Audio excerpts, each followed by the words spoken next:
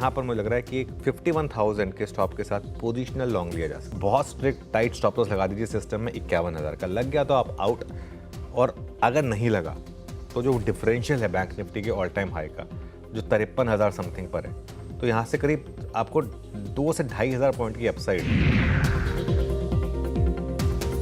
अब मुझे एक शेड बेटर लग रहा है। कल भी निफ्टी बैंक ग्रीन में बंद हुआ है और इस सुबह बात भी हो रही है। हाँ एग्जैक्टली तो इसके लिए जब तक 10 और 20 डेमा को बैंक निफ्टी प्रोटेक्ट कर रहा है तब तक आपको बैंक निफ्टी में लॉन्ग रहना है और हर डिप को ऐड करना है यहाँ पर। और अगर 52,000 क्रॉस होना शुरू हुआ तब तो बैंक निफ्टी में ऑल टाइम हाई की भी जर्नी स्टार्ट होगी। तो इसके लिए बैंक निफ्टी एक शेड बेटर है। आज का बड़ा फैक्टर होगा निफ्टी बैंक। बैंक निफ्टी में एक रैली ड्यू है 500 से 1000 पॉइंट की, क्या वो आज होगी? ये एक बड़ा सवाल है, क्योंकि कल बैंक निफ्टी ने भी क्रूशियल लेवल डिफेंड किया है। अगर 51,500 निकाला आपने आज तो 52,000 की चाल संभव है। स्टेप बेटर है बैंक निफ्टी। अब आपको याद होगा हमेशा बात होती है एक शेड वीक है, लेकिन जब वो एक शेड बेटर की बात हुई थी तब से बैंक निफ्टी पर भी हम पोजिशनल लॉन्ग हो गए थे। तो लॉन्ग रहें इस मार्केट में और 51,600 का एक टाइट स्टॉप लॉस रखें। जो बात हो रही थी कि बैंक निफ्टी एक शेड बेटर है निफ्टी से, और अब ये अप्रोच कर रहा है अपने उस हायर रेंज को। ओके तो देखिए 51,400 पर हैशटैग व्यू लिया गया था बैंक निफ्टी में कि अब 51,000 के स्टॉप के साथ पोजिशनल कंफर्ट आ गया था वहाँ पर। अब आप लॉन्ग हो जाइए बैंक निफ्टी में, और वो ऑल टाइम हाई की तरफ बढ़ रहे हैं 51,400 से। फिर वो उसके बाद वो मूव शुरू हुआ और अब देखिए आज तो हम एक बार के लिए ऑलमोस्ट 53,000 तक भी पहुंच गए थे। तो ये खैर क्लियरली एक थोड़ा सा सोचा कि एक बार रिविजिट किया जाए उस चीज़ को, क्योंकि काफ़ी लोगों ने इसमें बड़ा पैसा बनाया होगा। और इसमें एक और चीज़ मैं आपको बताऊं, इसमें हमेशा मैं बोलता हूं लोगों को फोकस करने को रिस्क रिवॉर्ड पर। जब मैंने ये ट्रेड इनिशियली सजेस्ट की थी तब हम 51,400 पर थे। तब बात ये हुई थी कि 400 पॉइंट का स्टॉप है, अगर 51,000 लग गया और अगर स्टॉप लग गया तो बैड लक। लेकिन अगर ये चली ट्रेड और अगर जो मेरा कन्विक्शन है वो अगर वर्कआउट किया तो 2,000 पॉइंट की रैली होगी। तो 400 पॉइंट जाने के 2,000 पॉइंट आने के, तो 5:1 का रिस्क रिवॉर्ड उस समय क्लियरली स्क्रीन पर था। तो ये एक व्यू है और आज तो क्लियरली मार्केट ने उसको एक और थ्रस्ट दिया है। आज पूरा का पूरा ट्रेड जो है वो bank Nifty versus Nifty IT के नाम पर है। पूरी की पूरी कहानी आज की Nifty bank versus Nifty IT. IT share में बहुत बड़ी गिरावट है, उसके बावजूद निफ्टी इतना नहीं गिरा क्योंकि बैंक निफ्टी ने पूरा आकर उसको संभाल लिया, वरना 3.5% के निफ्टी आईटी गिरावट में तो मार्केट बहुत गिर जाता। और फेड के फैसले से पहले थोड़ा उतार चढ़ाव रहेगा, ये बात हमारी सुबह हुई थी। तो अनुज फिर गुड आफ्टरनून। ये बताइए इस समय करना क्या है? निफ्टी बैंक में जो अच्छा खासा मोटा पैसा बना है उस ट्रेड को राइड करें, क्योंकि वो कॉम्पनसेट कर रहा है बाजार की बाकी वीकनेस जो आईटी ला रहा है। और कंस्ट्रिंग कल एक बड़ा इवेंट है और उसके डिटेल्स आज शाम 11:30 बजे ही आएंगे। हमें कल ही मौका मिलेगा वो पोजीशन लेने का। बिल्कुल, अगर तेजी है वो कैरी करनी है, राइड करनी है, उतना कॉन्फिडेंस है क्या? बिल्कुल। देखिए हज तक एक चीज़ जो अच्छी हो रही है ना, एक चीज़ अच्छी ये हो रही है कि बैंक निफ्टी की एक्सपायरी आज ही हो जा रही है। बैंक निफ्टी की एक्सपायरी आज हो जाएगी तो, और ज़्यादातर हमारे ट्रेडर्स जो है ना अब वो नियर टर्म की एक्सपायरी में प्ले करते हैं। हाँ। तो सबके पास पोजीशन आज की होंगी। तो आज तो वैसे ही आपका प्रॉफिट जो भी है या तो आपको वो समेटना ही है आपको। अब वो डिपेंड करता है आपने अब तक समेटा है और आखिरी घंटे का वेट कर रहे हैं। तो बैंक निफ्टी में तब आप समेट ही लेंगे अपना प्रॉफिट। अगले हफ्ते के ऑप्शन लेने या नहीं, अगले हफ्ते के ऑप्शन अभी नहीं लेने, क्योंकि अब आप एक तो बहुत क्लोज हैं उस ऑल टाइम हाई से, दूसरा ऑप्शन बहुत महंगे होंगे। कल मार्केट गैप अप या गैप डाउन की तैयारी कर रहा है, तो अगर कल 300 पॉइंट भी हम बैंक निफ्टी पर ऊपर हो गए तो हो सकता है उसके बावजूद कॉल ना चलें, अगले हफ्ते की जो मंथली एक्सपायरी वाली कॉल है वो ना चले, ये पॉसिबल है। तो इस चीज़ को आपको ध्यान में रखना है। इसके लिए आज अपना प्रॉफिट समेटें। मैंने सुबह भी एक चीज़ कही थी, निफ्टी पर और बैंक निफ्टी दोनों पर। निफ्टी पर भी आज एक अच्छा दिन है प्रॉफिट बुकिंग करने का, और अब आप न्यूट्रल रहिए और कल एक आपको फ्रेश एक ट्रेड लेने का एक मौका मिलेगा। और बैंक निफ्टी की जहाँ तक बात है, बिल्कुल एक शेड बेटर है निफ्टी से। 100% ये अब जा रहा है अपने ऑल टाइम हाई की तरफ, और वो डिफरेंशियल हमेशा नॉर्मली फिल होता है, वो भी बैंक निफ्टी करेगा। और बैंक निफ्टी को एक फ़ायदा ये हो गया कि बैंक निफ्टी के पास कल का बैगेज नहीं था, क्योंकि जो भी सौदे निपटने थे वो आज ही निपटने थे, क्योंकि एक्सपायरी आज है बैंक निफ्टी पर। लेकिन यहाँ पर भी मैं ये कहूँगा कि आज एक बार के लिए इवन अगर आपने वो 51,400 पर ले लिए पोजीशन, देखिए ज़रूरी नहीं कि आप एग्जैक्ट 53,300 का वेट करें, एक बार के लिए यहाँ बुक कर लें, क्योंकि कल मार्केट में क्या होगा, गैप अप होगा, गैप डाउन होगा, कितना बड़ा गैप अप होगा, कितना बड़ा गैप डाउन होगा, ये आपको सिर्फ 2 लोग बता सकते हैं, या तो स्वयं भगवान या फिर कुछ हमारे महारथी लोग जिनमें मतलब हम नहीं हैं। तो इसके लिए बेटर यही रहेगा कि आप अपना थोड़ा सा प्रॉफिट आज बुक करके जाएं विद द नॉलेज कि कल आपने प्रॉफिट बुक कर लिया, कल एक बार के लिए आपको लगेगा कि अगर मार्केट गैप अप होगा तो कि मैंने क्यों बुक कर लिया, लेकिन उसमें रिग्रेट नहीं होना चाहिए। अच्छा प्रॉफिट बनाया, बुक कर लिया, कल फ्रेश व्यू के साथ हम मार्केट में उतरेंगे। आज यहाँ से लेके 3:30 दिन तक स्लोली अपने प्रॉफिट को बुक करें। तो धीरे धीरे करके मुनाफा बुक करना शुरू करें, क्योंकि आज शाम को 11:30 बजे जेरोम पावेल एक तो क्लियर कट वर्डिक्ट देंगे कि 25 बेसिस पॉइंट या 50 बेसिस पॉइंट का रेट कट, और साथ ही उसके साथ में जो भी स्टेटमेंट्स आती हैं उनमें कितना कॉन्फिडेंस है मार्केट, वो भापता हुआ दिखाई देगा। आगे उस पर बात भी करेंगे, जैसे कल भी अनुज कह रहे थे कि वो पहले बयान के सुनने के बाद मार्केट किस तरह से रिएक्ट कर सकता है, फिर आगे की जो बारीकियां आएंगी उस पर मार्केट कैसे रिएक्ट करेगा। वीरो, गुड आफ्टरनून। कंसिडरिंग एक बहुत ही क्रूशल इवेंट से पहले मार्केट की पोजिशनिंग हम समझ चुके हैं, वायदे बाजार के पर्सपेक्टिव से किन स्टॉक्स में वो ज्यादा रिफ्लेक्ट होता दिखाई दे रहा है? Good afternoon Harshita, good afternoon Anuj. देखिए, हम अगेन इस क्लोज में कल के फैक्टर का बड़ा प्रेशर रहेगा, तो मैं ये नहीं कहूँगा कि एग्जैक्टली इन स्टॉक्स पे आतुर होना है और इस इवेंट का प्रेशर रहेगा। मैं सिर्फ प्लेसमेंट का जिक्र कर रहा हूँ यहाँ पे Harshita, not exactly a buy call, जहाँ डेटा स्टॉक्स के हक में है। पहला स्टॉक मैं रखना चाहूँगा वो है, हम पिछले कुछ दिनों से देख रहे हैं कि मिड कैप बैंकिंग में अच्छे स्विंग है। एक बार आप फेडरल बैंक लेके आइए, federal bank 187.03 per day high पर, और ये अपना अब 10 डे एक्सपोनेंशियल मूविंग एवरेज काटने के बेहद नज़दीक। 25 लाख शेयर ओपन इंटरेस्ट में कम हुआ है। कंप्लीट स्क्रीन पे अगर आप देखें, जो कहते हैं ना, शॉर्ट कवरिंग इसमें हो रही है, और पिछले 7 ट्रेडिंग सेशन का जो बेस है वो एग्जैक्टली इसका 100 डे एक्सपोनेंशियल मूविंग एवरेज है। एक ये हो गया, और दूसरा that's Chola finance. Chola finance screen पे लेके आइएगा। स्टैट्स के मुताबिक ये स्ट्रॉन्ग है। अभी अभी कुछ देर पहले इसने अपनी ऑल टाइम हाई ट्रैजेक्टरी छुई, शॉर्ट कवरिंग स्क्रीन पे हो रही है। तो अभी के लिए मैं सिर्फ इन 2 स्टॉक्स को पिक करूंगा ऑन द लॉन्ग साइड। अनुज। बिल्कुल मैं सिर्फ 2 स्टॉक्स की बात करके हर्षिता को टॉस करूंगा ट्रेंडिंग स्टॉक्स के लिए। सुबह सुबह खुलते ही जो क्विक सिंगल सजेस्ट हुआ था चैनल पर, वो था संवर्धन मदरसन। एक बार वो स्टॉक देखते हैं। आई थिंक सारे टारगेट्स उसके हिट हुए संवर्धन मदरसन के, तो एक उस स्टॉक पर नज़र गई थी। जो डे हाई था वहाँ पर तो सारे टारगेट्स मीट हुए थे। गावस्कर की पिक थी हर्षिता सुबह सुबह, और आज सुबह मैंने एक स्टॉक स्पॉट किया था और उसके बाद सचिन से उस पर कॉल ली थी। वो था बॉम्बे स्टॉक एक्सचेंज, BSE का स्टॉक। और BSE पर हमारी बात कल भी हुई थी, कल या परसों, 2 में से परसों हुई थी शायद। ये बात हुई थी कि ये अब वो NSE का IPO का जो एक IPO का रास्ता क्लियर होने का एक इम्पैक्ट, रब ऑफ इम्पैक्ट जो मिलेगा, तो वो BSE वो भी वहाँ भी सारे टारगेट हिट हुए। 3340 रुपये पर आज सुबह इसको स्पॉट किया था, और अब देखिए 3350 के करीब, और अब करीब 3800 रुपये का भाव है यहाँ पर। एकदम डे लो पर आपने पिक किया था ऐसे, और 3860 के लेवल्स। तो 2 स्टार परफॉर्मर्स आज के आपकी स्क्रीन पर आ गए हैं, लेकिन इस बाजार में कुछ स्टार परफॉर्मर्स के साथ कुछ ऐसे स्टॉक्स भी हैं जो थोड़े से डरावने साबित हो रहे हैं। आज की फॉल काफ़ी क्रूशल है IT कंपनियों में, और काफ़ी अग्रेसिव कट्स देखने को मिले। आप देखिए TCS, Tech Mahindra, HCL take, Infosys जैसे काउंटर्स 3 से 4% नीचे, 3.5 से 4% का नुकसान इन दिग्गजों में देखने को मिला है। तो मिड कैप्स में एम्फोसिस 6% नीचे, ओरेकल फाइनेंस 8% का नॉक लेता हुआ। दूसरी तरफ LTTS जैसे लूजर्स भी हैं। एबिट आज बीच में कुछ और मुनाफा वसूली दिखा रहा है, ऑफ कोर्स IT कंपनी है नहीं। दूसरे काउंटर्स जहां पर थोड़ा सा स्ट्रेंथ मिला है, सपोर्ट मिला है इस मार्केट को, NBFC, Shriram finance, Bajaj finance जैसे काउंटर्स, दिग्गज ICICI बैंक, HDFC बैंक। तो वही अनुज मेंशन कर रहे थे, अगर इनका साथ नहीं होता ICICI आपके HDFC बैंक का, तो वो निफ्टी IT की जो कट्स है 1500 पॉइंट का की गिरावट काफ़ी भारी पड़ती। संवर्धन अभी अभी हमने मेंशन किया, MCX भी आप देखिए, बंधन बैंक, PFC, ये दूसरे ट्रेड्स हैं जहां पर आज अच्छा खासा एक्शन बनता हुआ ज़रूर दिखाई दिया है। अब इस मार्केट को एक बड़े इवेंट से पहले कैसे ट्रेड किया जाए, जियोजीत फाइनेंशियल के गौरांग शाह से समझेंगे फंडामेंटली। टेक्निकल कॉल्स के लिए प्रकाश गाबा, मानस जायसवाल, राजेश सातपुते, चंदन तापड़िया, सुदीप शाह और सोनी पटनायक हमारा साथ देंगी। 2:20 पर आज की सबसे बड़ी घटना वो IT कंपनियों की जो मारकाट हुई है, और एक्सेंचर ने एग्जैक्टली क्या कहा कि बुखार चढ़ा है IT कंपनियों को, यतिन से समझेंगे।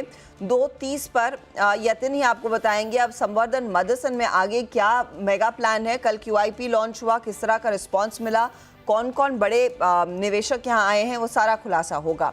और 2:35 पर आपको बताएंगे यहाँ पर ये नज़ारा टेक का जो बोर्ड बैठक है उसमें किस तरह के फंड रेज की तैयारी होगी। रचना को जोड़ेंगे इस पर CNBC TV 18 से। 245 के आसपास कंचन आपको बताएंगी ग्रेफाइट शेयरों में आज जो धमाकेदार तेजी हुई है उसके पीछे क्या वजह है। फिर 250 पर मार्केट बिग वॉइस में मार्केट एक्सपर्ट मेहरबून ईरानी हमारा साथ देंगे। 3 बजे यतिन को फिर जोड़ेंगे डीलिंग रूम के चेक के लिए। फिर BTST STBT ट्रेड्स, क्लोजिंग की आज की रणनीति और क्लोज की तरफ बढ़ेंगे। चलिए हमारे पैनल को जोड़ते हैं और सब तैयार हैं एक एक करके। आप सभी को गुड आफ्टरनून। गाबा सर, पहले तो आपकी जो सुबह की कॉल थी एक बार उसको रिविजिट कर लें, संवर्धन को, और अब आपकी फ्रेश कॉल। बिल्कुल, मदरसन का जो स्टॉक है वो बढ़िया है, सेटअप हायर टाइम फ्रेम पे अब भी अच्छा है, लेकिन आज थोड़ा स्ट्रेच हो चुका। लेकिन स्ट्रॉन्ग सपोर्ट जोन 200 है, जब तक 200 के ऊपर है फिर एक अप मूव मिल सकता है, वो करीब 215 220 तक ले जा सके, लेकिन उससे वक्त लगेगा और टाइम और स्पेस देना चाहिए। बाय मोड पर है, इंट्राडे के लिए 1 और 2 डेज के लिए प्रॉफिट बुक करना चाहिए मदरसन। स्टॉक जो मैंने चुना है इस वक्त, आई थिंक वो है फेडरल बैंक। इस पर वीरू ने बात की है, बढ़िया स्टॉक है, सेटअप सही है, ट्रेड करा है 187 के आसपास, स्टॉक हुआ ज्यादा नहीं, बहुत ही टाइट, करीब करीब 185 का, मतलब सिर्फ ₹2 का स्टॉक है।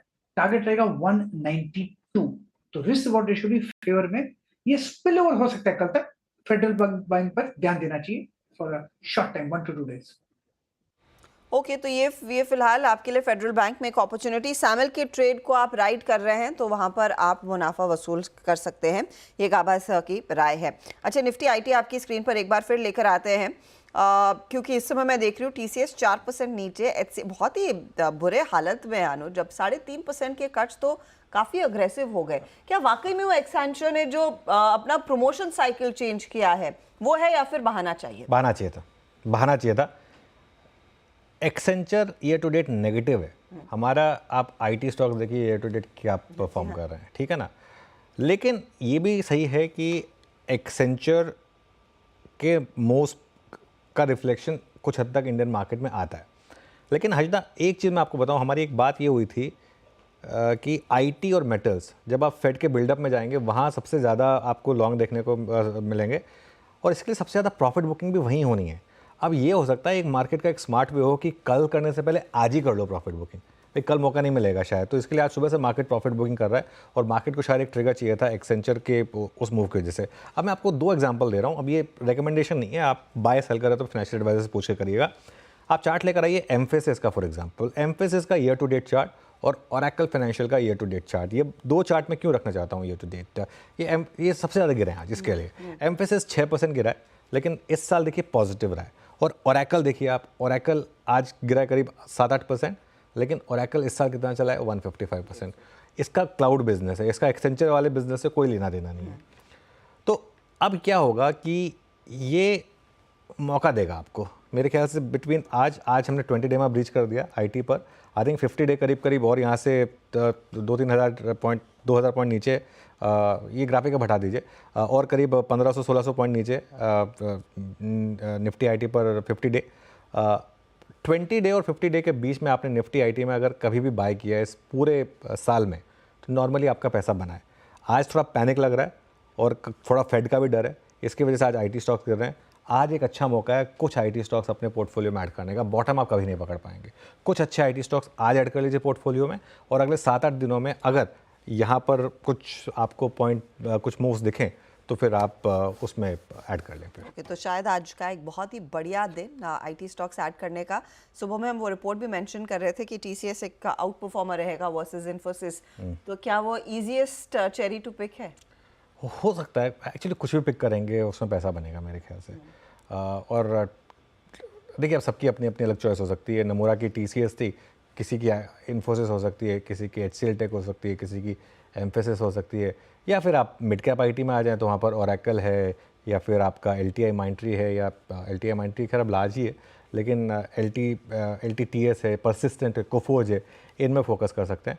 बस ये है कि आज पहला दिन है डिक्लाइन का, तो ट्रेडिंग के हिसाब से आज की आज ना लें, इन्वेस्टिंग के हिसाब से आज थोड़ा ले लें, और अगर आपको और डिप मिले तो उसमें ऐड कर दें चलिए, बेसिकली। तो ये लॉन्ग टर्म पर्सपेक्टिव से राय दी जा रही है कि देखिए आज के भारी कट्स के बीच जो 1500-1600 पॉइंट की गिरावट है निफ्टी आईटी में, और ये जो टीसीएस इन्फोसिस 4-4.5% टूटे हैं, मौका है आपके लिए लॉन्ग टर्म पोर्टफोलियो बिल्ड करने का इन स्टॉक्स में।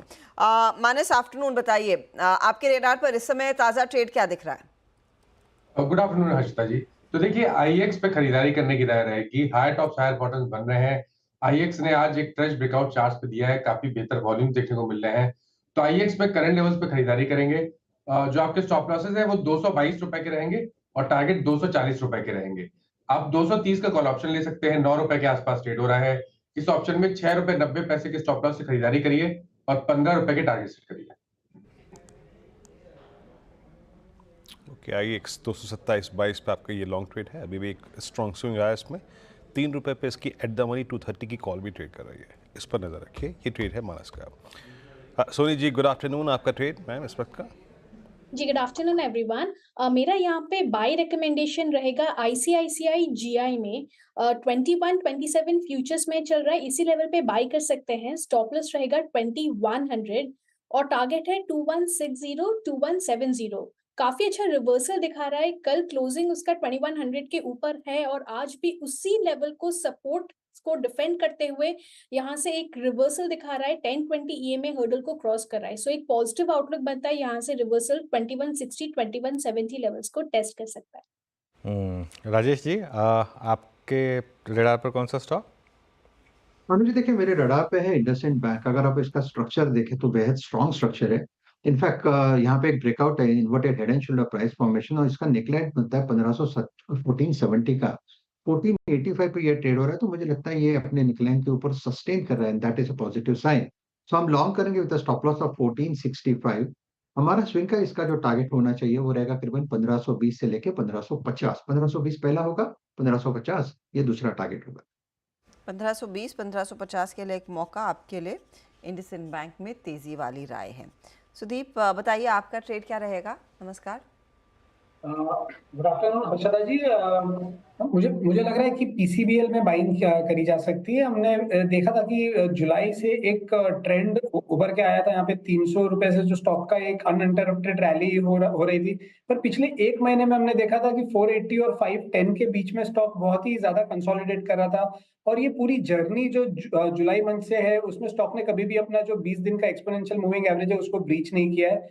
और दो दिन पहले स्टॉक ने इसको एक बार रिटेस्ट किया है 20 दिन के एक्सपोनेंशियल मूविंग एवरेज को, और वहां से फिर से एक फ्रेश रैली स्टार्ट हुई है, जो कि पिछले जो स्विंग हाइज है उसके ऊपर स्टॉक अब ट्रेड कर रहे हैं। तो मुझे लग रहा है पीसीबीएल में बाइंग की जा सकती है। 510 का स्टॉप लॉस और 540 और 550 के दो टारगेट्स मुझे लग रहा है आने वाले 2 से 3 सेशंस में आ सकते हैं। In the mid cap space जहाँ पे काफी जगह पे प्रॉफिट बुकिंग भी हो रहा है, मुझे लग रहा है ये एक पॉकेट ऑफ स्ट्रेंथ है जहाँ पे एक रिलेटिव स्ट्रेंथ स्टॉक उससे ज्यादा बढ़िया ट्रेड कर रहा है। तो मुझे लग रहा है यहाँ पे बाइंग की जा सकती है। ओके, पीसीबीएल आपका बाय ट्रेड है यहाँ पे और 521.45 पे it's a cash call. Okay, अब एक काम करते हैं, आज का फंडामेंटल व्यू लेते हैं। गौरांग जी, पहले तो आपका टेक निफ्टी आईटी एक बड़े इवेंट से पहले, ठीक एक दिन पहले ये क्रैक, और जो कि एसेंचर के आई थिंक ट्रिगर्स से अगर आप देखें आया है, आप इसको कैसे रीड कर रहे हैं? इट्स अ बाइंग अपॉर्चुनिटी और नॉट, और आपका कन्विक्शन ट्रेड इस वक्त का? धन्यवाद वीरेंद्र, आपका सभी को प्रणाम और शुभ दिन हमारे तरफ से। तो एसेंचर का भूत हमेशा तांडव करता है जब भी खबरें एसेंचर से आती हैं। वो निर्भर करता है किस तरफ की खबरें आती हैं और फिर उसी प्रकार से रुझान हमारे यहाँ पर जो आईटी क्षेत्र से जुड़ी हुई कंपनियां उस पर देखने मिलता है। और मैं 100% सहमत हूँ अनुज भाई की बात से कि ये एक खबर को लेकर के और औपचारिक स्तर पर अगर आप देखने जाए तो देर शाम को एफओएमसी की बैठक, रेट में कटौती वगैरह वगैरह का थोड़ा बहुत मायूसीपन है। मेरे ख्याल से कोई भी दिग्गज कंपनी या फिर छोटी मझौली सक्षम कंपनियों में निवेश का बहुत बड़ा मौका है। TCS, Infosys, HCL Tech, Tech Mahindra, Persistent Systems, KPIT Tech, Tata Technologies भी हमने राय दी है लंबी अवधि के लिए निवेश करने के लिए। तो एक बहुत बड़ा मौका है। विकल्प के रूप में जो आपने प्रश्न पूछा है, तो वीए टेक वबैग लिमिटेड 1390 के आसपास कामकाज कर रहा है।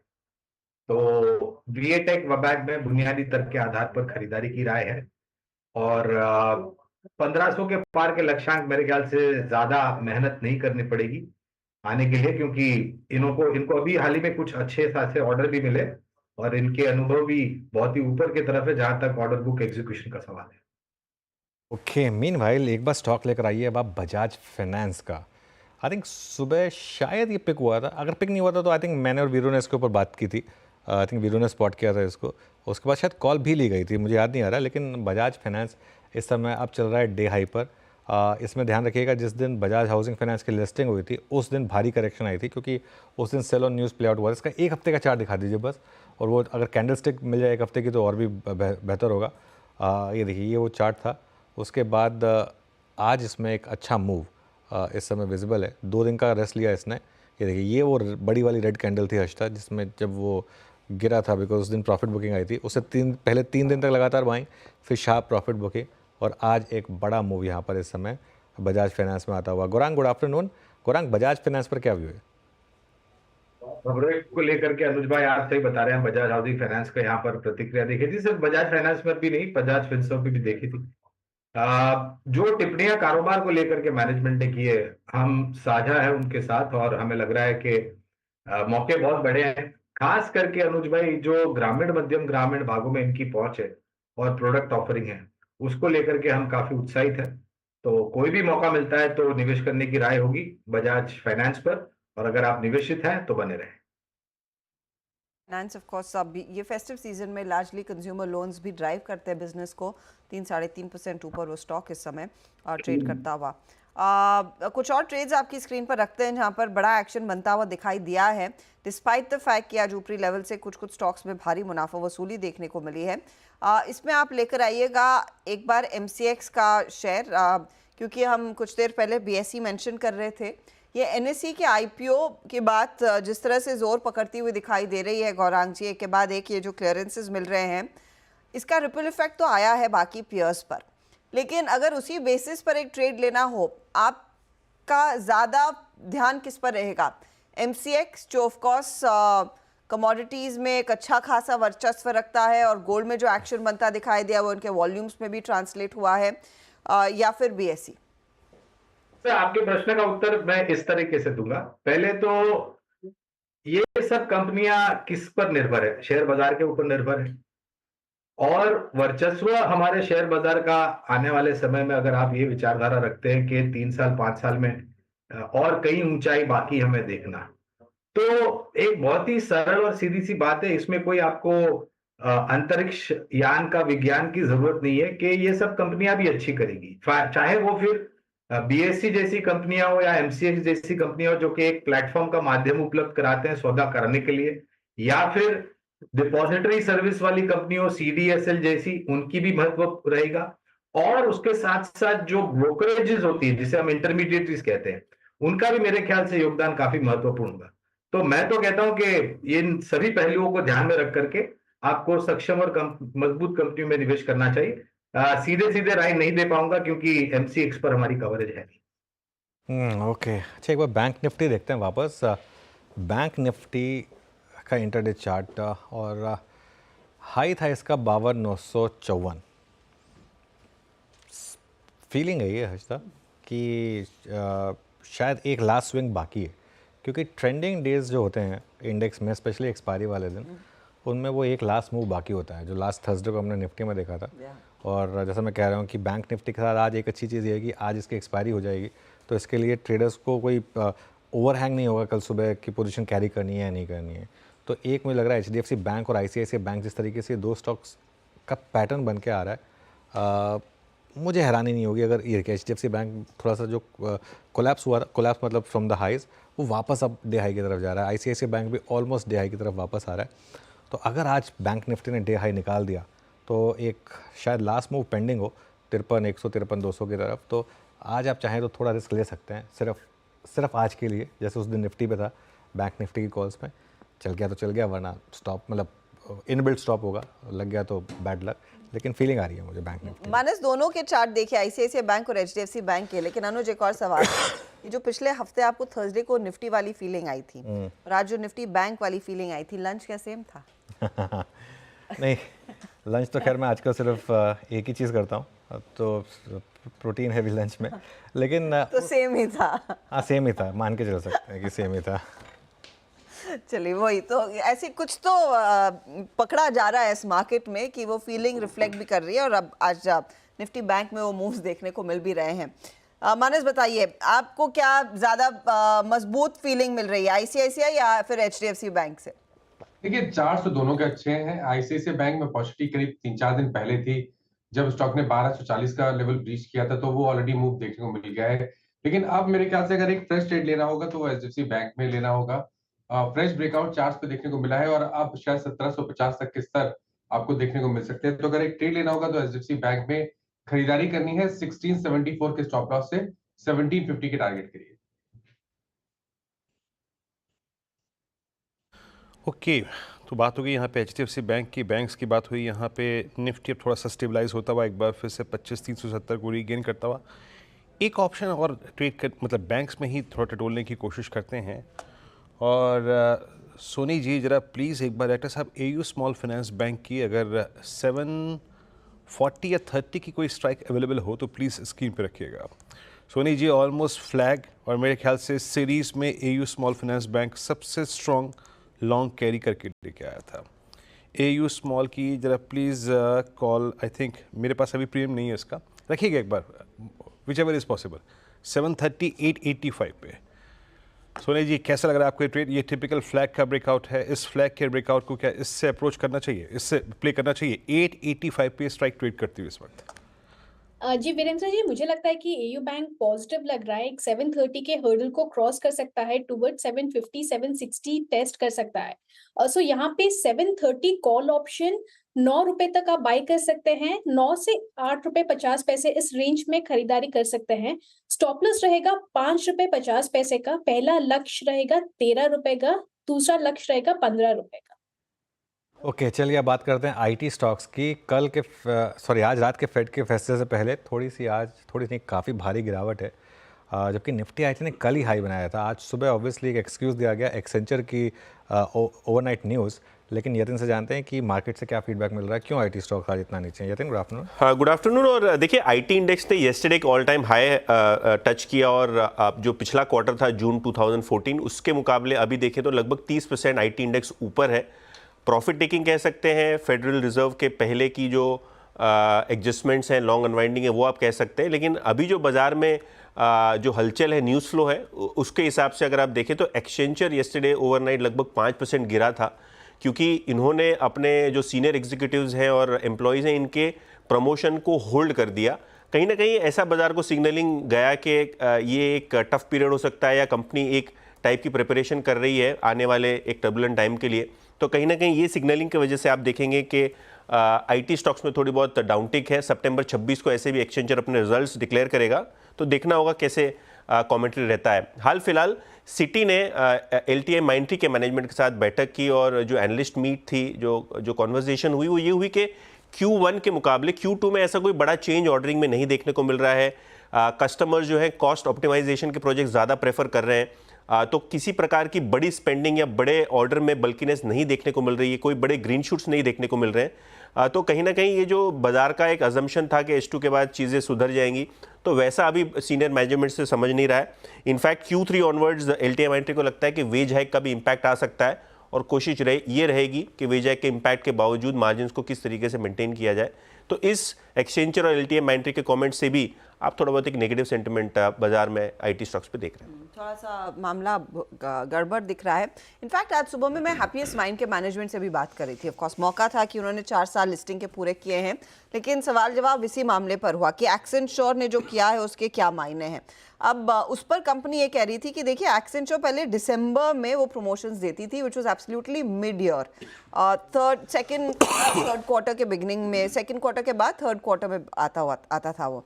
अब कंपनी क्योंकि अगस्त में कर रही है, वो Q4 तक वो पुश कर रही है। जून में अब आएगा, आई बेग योर पार्डन, जून में आएगा क्योंकि इनकी अगस्त क्लोजिंग है। दूसरी तरफ उन्होंने ये भी कहा है कि थर्ड और फोर्थ क्वार्टर में ही ज़्यादातर आईटी कंपनियों में वो डिमांड ट्रेंड में रिकवरी आएगी। Q2 में उसका ज़्यादा कुछ रिफ्लेक्शन नहीं देखने को मिलेगा। इनफैक्ट प्राइसिंग को लेकर क्या इंडिकेशन है वो भी एक बार सुन लेते हैं, फिर इस चर्चा को आगे बढ़ाएंगे। America has been having a high rate situation for the last 1-2 years, and वैसे भी the capital formation on IT spend has been a little muted. So both have gone hand in hand, and it's been actually, if you look at it, 16 to 18 months of our customers staying a little away from new fresh spends. But now with the capital rate cycle changing, with hopefully from a technology spend, you can't stay for that long away from new technology spend. ये दोनों साथ साथ हो रहे हैं अभी, तो what we are expecting is a good Q3, Q4. Obviously things to change from Q2. This is what I would say from a financial standpoint for a customer and for the industry as a whole. तो ये in fact commentary और जो यतिन भी कह रहे हैं कि देखिए 3rd 4th क्वार्टर तक ही वो रिवाइवल आता हुआ दिखाई देगा, उससे पहले नहीं। हैप्पीएस्ट माइंड भी मेंशन कर रहा है। टेक्निकली जिस तरह की ये स्टॉक्स बिखरे हैं, सुदीप सबसे कमज़ोर कड़ी क्या दिख रही है चार्ट्स पर आपको आईटी पैक में? अर्शदा जी, जो हिसाब से OFSS में आप अगर देखें कि जो हिसाब से एक बड़े मूव के बाद ये जो सेलिंग प्रेशर आया है, तो मुझे लग रहा है ये पिछले 5-6 दिन का जो अपमूव है वो एक ही साथ एनगल्फ का हो गया है यहाँ पे, और मुझे लग रहा है इसमें थोड़ा टाइम लगेगा अब एक रिवर्सल आने के लिए। तो यहाँ पे लोअर लेवल्स पे जो 10,700 10,800 का जो जोन था जहां से ये रैली स्टार्ट हुई थी, मुझे लग रहा है एक बार ये जोन रीटेस्ट हो सकता है। तो इसमें मुझे लग रहा है थोड़ी और गिरावट अभी बाकी है 10,700-800 तक की। 700-800 तक के लेवल्स OFSS में देखने को मिल सकते हैं। यहाँ पर कमजोरी आगे बढ़ सकती है। Nifty IT by the way इस समय 3.5% के नुकसान पर ट्रेड कर रहा है। ये IT काउंटर्स की बात हुई। चलिए अब आगे बढ़ते हैं और एक स्टॉक जो आज खुलने के साथ ही हमने चर्चा में सामने रखा था, संवर्धन मदरसन, वहाँ पर टारगेट्स भी अचीव हुए हैं। कल QIP लॉन्च हुआ, आज स्टॉक आपकी स्क्रीन पर लेकर आएंगे। तगड़े गेंस, 5% की तेजी, 4.25% की तेजी इस समय स्क्रीन पर दिख रही है। अब यहाँ पर आगे क्या मूव आएगा? QIP में यतिन कुछ अंदाजा लगा कि किस किस ने पार्टिसिपेट किया और अब कंपनी का बेसिक प्लान क्या है? तो देखिए, आपको जैसे कि पता है कि 6,400 करोड़ का QIP है और 2,250 करोड़ रुपए का कंपलसरी कन्वर्टेबल इंस्ट्रूमेंट इन्होंने इन्वेस्टर्स को प्लेस करने की कोशिश की। कुल मिला के $1 बिलियन का ये जो फंड रेज का एक्सरसाइज है लगभग पूरा हो चुका है और किसी भी वक्त कंपनी जो है इंटीमेट कर सकती है स्टॉक एक्सचेंजेस को कि ये जो है फंड रेज सक्सेसफुली क्लोज हो गया है। हमारे सोर्सेज के हिसाब से जो इनकी QIP हुई है $1 बिलियन की, इसके सामने 4 गुना डिमांड थी। तो डिमांड बहुत ही ज़बरदस्त थी, सबसे पहली बात। दूसरी बात कि कंपनी के जो लेवरेज रेशियोज है वो बहुत अच्छी तरीके से चेंज हो जाएंगे $1 बिलियन के फंड रेज के बाद, क्योंकि इनका 13-14 हज़ार करोड़ का डेट है। तो इनका जो डेट टू एबिटा रेशियो है जो 1.5 टाइम हो चुका था बढ़ के, अब वो 1 टाइम से नीचे हो जाएगा। कहीं ना कहीं कंपनी की जो केपेक्स प्लान है इसके अंदर भी फंड्स जो है यूटिलाइज होंगे। और सबसे इंटरेस्टिंग बात हर्षदा ये है कि अब मदरसन सुमी ऑटोमोटिव बिजनेस के फोकस की बजाय अब नॉन ऑटोमोटिव बिजनेस पे फोकस कर रहा है। कंज्यूमर इलेक्ट्रॉनिक्स और अप्लायंसेस पे फोकस होगा। जो EMS स्पेस है जिसको हम इलेक्ट्रॉनिक मैन्युफैक्चरिंग स्पेस कहते हैं, यहाँ बड़ी तरीके से मदरसन एक केपेक्स करने वाला है 2600 करोड़ रुपए का, जहाँ एक फॉरेन कंपनी के साथ उनका जॉइंट वेंचर हो गया जहाँ वो मोबाइल की स्क्रीन्स बनाएंगे। देखिए, अभी तक जो डिक्सन और एम्बर करते आए हैं वो असेंबलिंग करते हैं इलेक्ट्रॉनिक प्रोडक्ट्स का, अब मदरसन जो है मैन्युफैक्चरिंग शुरू करेगा। और अंदाज़ा ये है बाज़ार का कि शायद ये जो EMS सेगमेंट है मदरसन के लिए बहुत बड़ा हो सकता है। FY26 के ऑनवर्ड्स एक बड़ा रैंपअप भी दिखेगा और शायद वैल्यूएशंस के मल्टीपल पे और ग्रोथ साइड पे भी आपको एक बेहतरीन अपटिक देखने को मिल सकता है। और शायद इसीलिए QIP की भी बढ़िया डिमांड थी और ये जो EMS स्पेस में कंपनी की एंट्री है उसको मार्केट शायद रिवॉर्ड करने की सोच रहा है। ओके, बिल्कुल। तो ये है संवर्धन मदरसन पर व्यू। संवर्धन पर खैर हमने चेक पहले ले लिया था। अब आगे बढ़ते हैं और लक्ष्मण जी के पास चलते हैं एक ब्रेकिंग न्यूज़ के लिए। आज कैबिनेट से जो फैसला आने वाला है उस पर क्या होने वाला है उस पर बात करते हैं। लक्ष्मण जी, गुड आफ्टरनून। और फर्टिलाइज़र कंपनियों के लिए अच्छी खबर।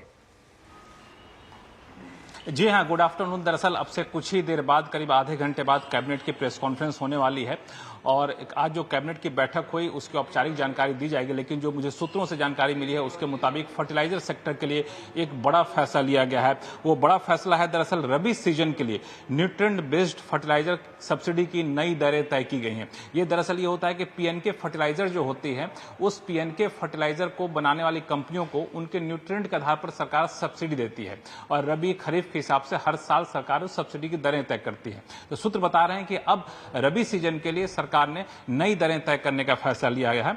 ये नई दरें क्या होंगी ये आपको कैबिनेट के प्रेस कॉन्फ्रेंस से पता चलेगा, लेकिन ये समझा जा रहा है कि नई दरें पिछली दरें से ज्यादा होंगी, यानी ज्यादा सब्सिडी देने का ऐलान यहां पे किया जा सकता है, क्योंकि कच्चे माल की कीमतें काफ़ी ज़्यादा बढ़ी हैं। अगर डीएपी की बात करें या जो इंपोर्ट करते हैं रॉ मटेरियल के तौर पर इन फर्टिलाइजर को बनाने में, उसकी कीमतें काफ़ी ज़्यादा बढ़ी हैं। तो ये समझा जा रहा है कि शायद ये फर्टिलाइजर सब्सिडी जो है बढ़ती हुई यहाँ पर दिखे आपको। और ये जो नई दरें हैं 1 अक्टूबर 2024 से 31 मार्च 2025 तक लागू होंगी, यानी पूरे रबी सीजन के लागू होंगी। ये न्यूट्रिएंट बेस्ड सब्सिडी बनाने वाली फर्टिलाइजर कंपनियों के लिए बड़ी राहत की खबर है।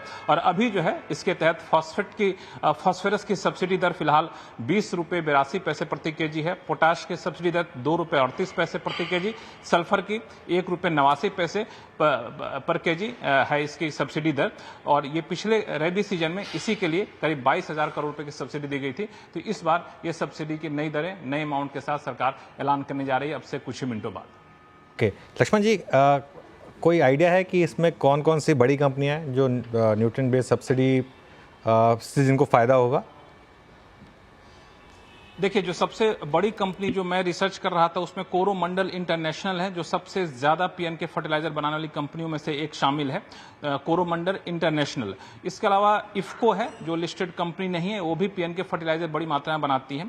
Chambal fertiliser and chemical limited, ये भी one of the largest private sector fertiliser producer है इंडिया में, जो पीएनके फर्टिलाइजर बनाती है। Rashtriya chemical and fertiliser limited RCF, ये भी एक बड़ी कंपनी है जो पीएनके फर्टिलाइजर बनाती है।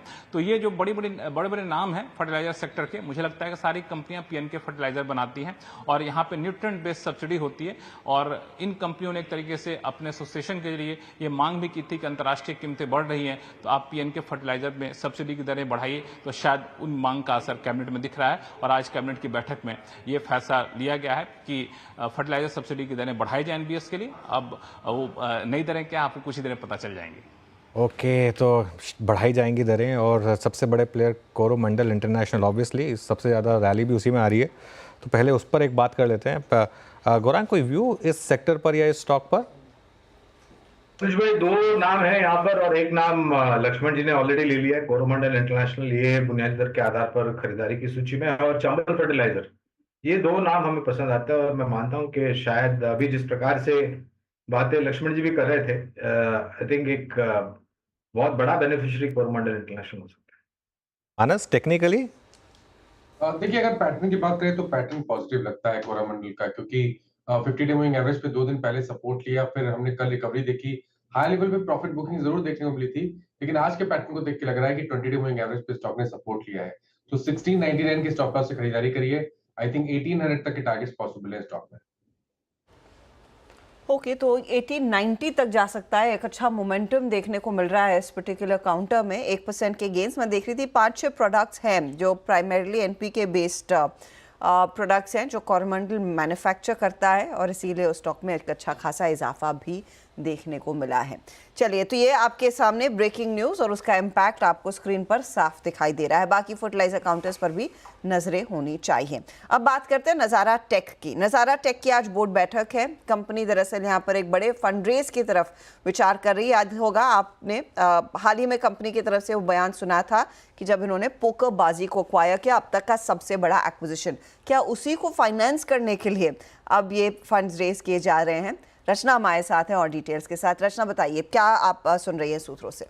जी, जैसे कि आपने कहा कि नज़ारा टेक ने एक एक्विजिशंस की लाइन लगाई हुई है ये साल। उन्होंने सिर्फ इस फिस्कल ईयर की अगर बात करें तो 3 बड़े एक्विजिशंस करे हैं। उसमें से एक था पोकरबाजी का जो लगभग 900 करोड़ तक हुआ है। अब ये था पार्ट इक्विटी और पार्ट कैश डील। अब हमारे सूत्रों के मुताबिक आज जो बोर्ड मीटिंग होगी, जो बैठक होगी बोर्ड की, वहाँ डिस्कस किया जाएगा 800 करोड़ का एक नया फंड रेज, और उसका कुछ हिस्सा यूज़ होगा पोकरबाजी के ट्रांजैक्शन को फंड करने के लिए, लेकिन जो बाकी का बचे हुए कैपिटल होगा वो एक कैपिटल डिप्लॉयमेंट पाइपलाइन बनाई जा रही है जिससे कंपनी और आगे एक्विजिशंस करने की कोशिश करने वाली है। अब आगे एक्विजिशंस की अगर बात करें तो नज़ारा का एक पैटर्न रहा है, वो गेमिंग के अंदर ही अलग अलग क्षेत्रों में जाने की कोशिश कर रहे हैं। जो अब नया क्षेत्र उन्हें जहां जाना है गेमिंग के अंदर वो है ऑफलाइन एंटरटेनमेंट और पब्लिशिंग बिजनेस का। अब ऑफलाइन एंटरटेनमेंट की चलते हमने ये खबर सुनी थी कि स्मैश एंटरटेनमेंट जो कि सचिन तेंदुलकर जिसमें एक निवेशक हैं उसमें भी नज़ारा ने अपना इंटरेस्ट दिखाया था और उन्हें पिछले महीने ही क्रेडिटर्स ऑफ कमिटी ने एक LOI इशू किया है। तो जो सबसे पहला एक्विजिशन होगा पोकरबाजी ट्रांजैक्शन के बाद इस नए फंड रेज से वो स्मैश का हो सकता है। उसके अलावा कंपनी ने कहा है कि उन्हें पब्लिशिंग बिजनेस में भी जाना है और उसके चलते भी हमारे सूत्रों के मुताबिक काफ़ी डिस्कशंस चालू हैं। सो इस साल के एंड तक हम देख सकते हैं 2 और नए एक्विजिशंस जो नज़ारा करेगी और उसके लिए ये 800 करोड़ का फंड रेस किया जा रहा है। अब उन्होंने पिछले साल ही अबाउट 750 करोड़ का फंड रेस किया था और ये दूसरा बड़ा फंड रेस होने जा रहा है एक्विजिशंस के लिए।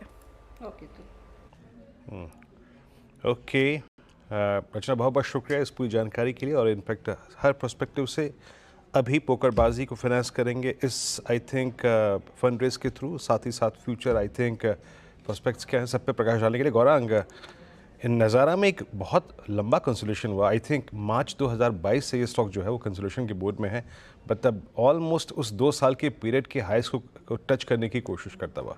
फंड रेज और पब्लिशिंग बिजनेसेस को रडार मतलब टारगेट करना, आपका व्यू क्या बन रहा है 1076 पे? इसका ऑल टाइम हाई जो है, मतलब मुझे याद है अच्छी तरीके से अक्टूबर 2021 का, वो 1700 के आसपास था। 1076 पर रिस्क रिवॉर्ड रेशियो कैसा लग रहा है आपको इस वक्त नज़ारा टेक में? देखिए, जिस क्षेत्र से वीरेंद्र ये कंपनी है वहां पर अगर मुझे तुलना करनी हो तो लिस्टेड कैटेगरी में मुझे ऐसी कोई नाम मेरे जहन में तो नहीं आता है, ना ही मुझे लगता है कि कोई ऐसी दूसरी कंपनी लिस्टेड यूनिवर्स में। पहली बात। दूसरी बात, ये जो क्षेत्र से जुड़ी हुई है वीरेंद्र, यहाँ पर एक तो आपको इनोवेटिव हाई एंड टेक्नोलॉजी का निरंतर उपयोग करना पड़ेगा, अंदरूनी यानी कि इंटरनल तरीके से, या फिर आपको ये करना है कि आप किसी कंपनी को या किसी प्लेटफॉर्म को टेक ओवर कर लें जिससे आपकी प्रेजेंस जो है वो बढ़ जाती है। तो दोनों ही परिस्थिति में मेरे ख्याल से ये कंपनी काफी सक्षम रूप से कामकाज कर रही है। और जिस प्रकार से आज के तारीख में वो जो जेन जी यानी कि यूथ जनरेशन स्क्रीन टाइम दे रही है, मुझे तो लग रहा है कि काफी लंबा समय आपको इस कंपनी का जो आमदनी और आय के ऊपर जो विचारधारा है वो काफी सक्षम और सकारात्मक आ सकती है और निरंतर शुद्ध मुनाफे में वृद्धि होती हुई दिखाई देगी आपको। ओके, तो अगर मैं आपसे प्रश्न पूछूं अल्टीमेटली गौरांग, अगर मेरा मिड कैप का पोर्टफोलियो है, एक मात्र ऐसी कंपनी नज़ारा टेक्नोलॉजीज, इसका थोड़ा एक्सपोजर होना चाहिए 2-3%, 4% का? देखिए, एक डाइवर्सिफाइड पोर्टफोलियो रखना हमेशा हम राय देते हैं वीरेंद्र, और जिस प्रकार से एक अनुमानित ग्रोथ हमें दिख रहा है, अवश्य ये आपको बिल्कुल ध्यान में रखना चाहिए कि इस प्रकार की कंपनी या फिर आने वाले भविष्य में ऐसी कंपनियां आती हैं IPO लेकर के, तो वहां पर भी आपकी नजर बिल्कुल होनी चाहिए। ओके, चलिए अब आगे बढ़ते हैं। ग्रेफाइट शेयरों में आज अच्छी तेज़ी है। ग्रेफाइट इंडिया और HEG ये दोनों शेयर्स 9 से 10% ऊपर है। कंचन से जानते हैं कि ये तेज़ी क्यों आ रही है। Kanchan, good afternoon. Good afternoon.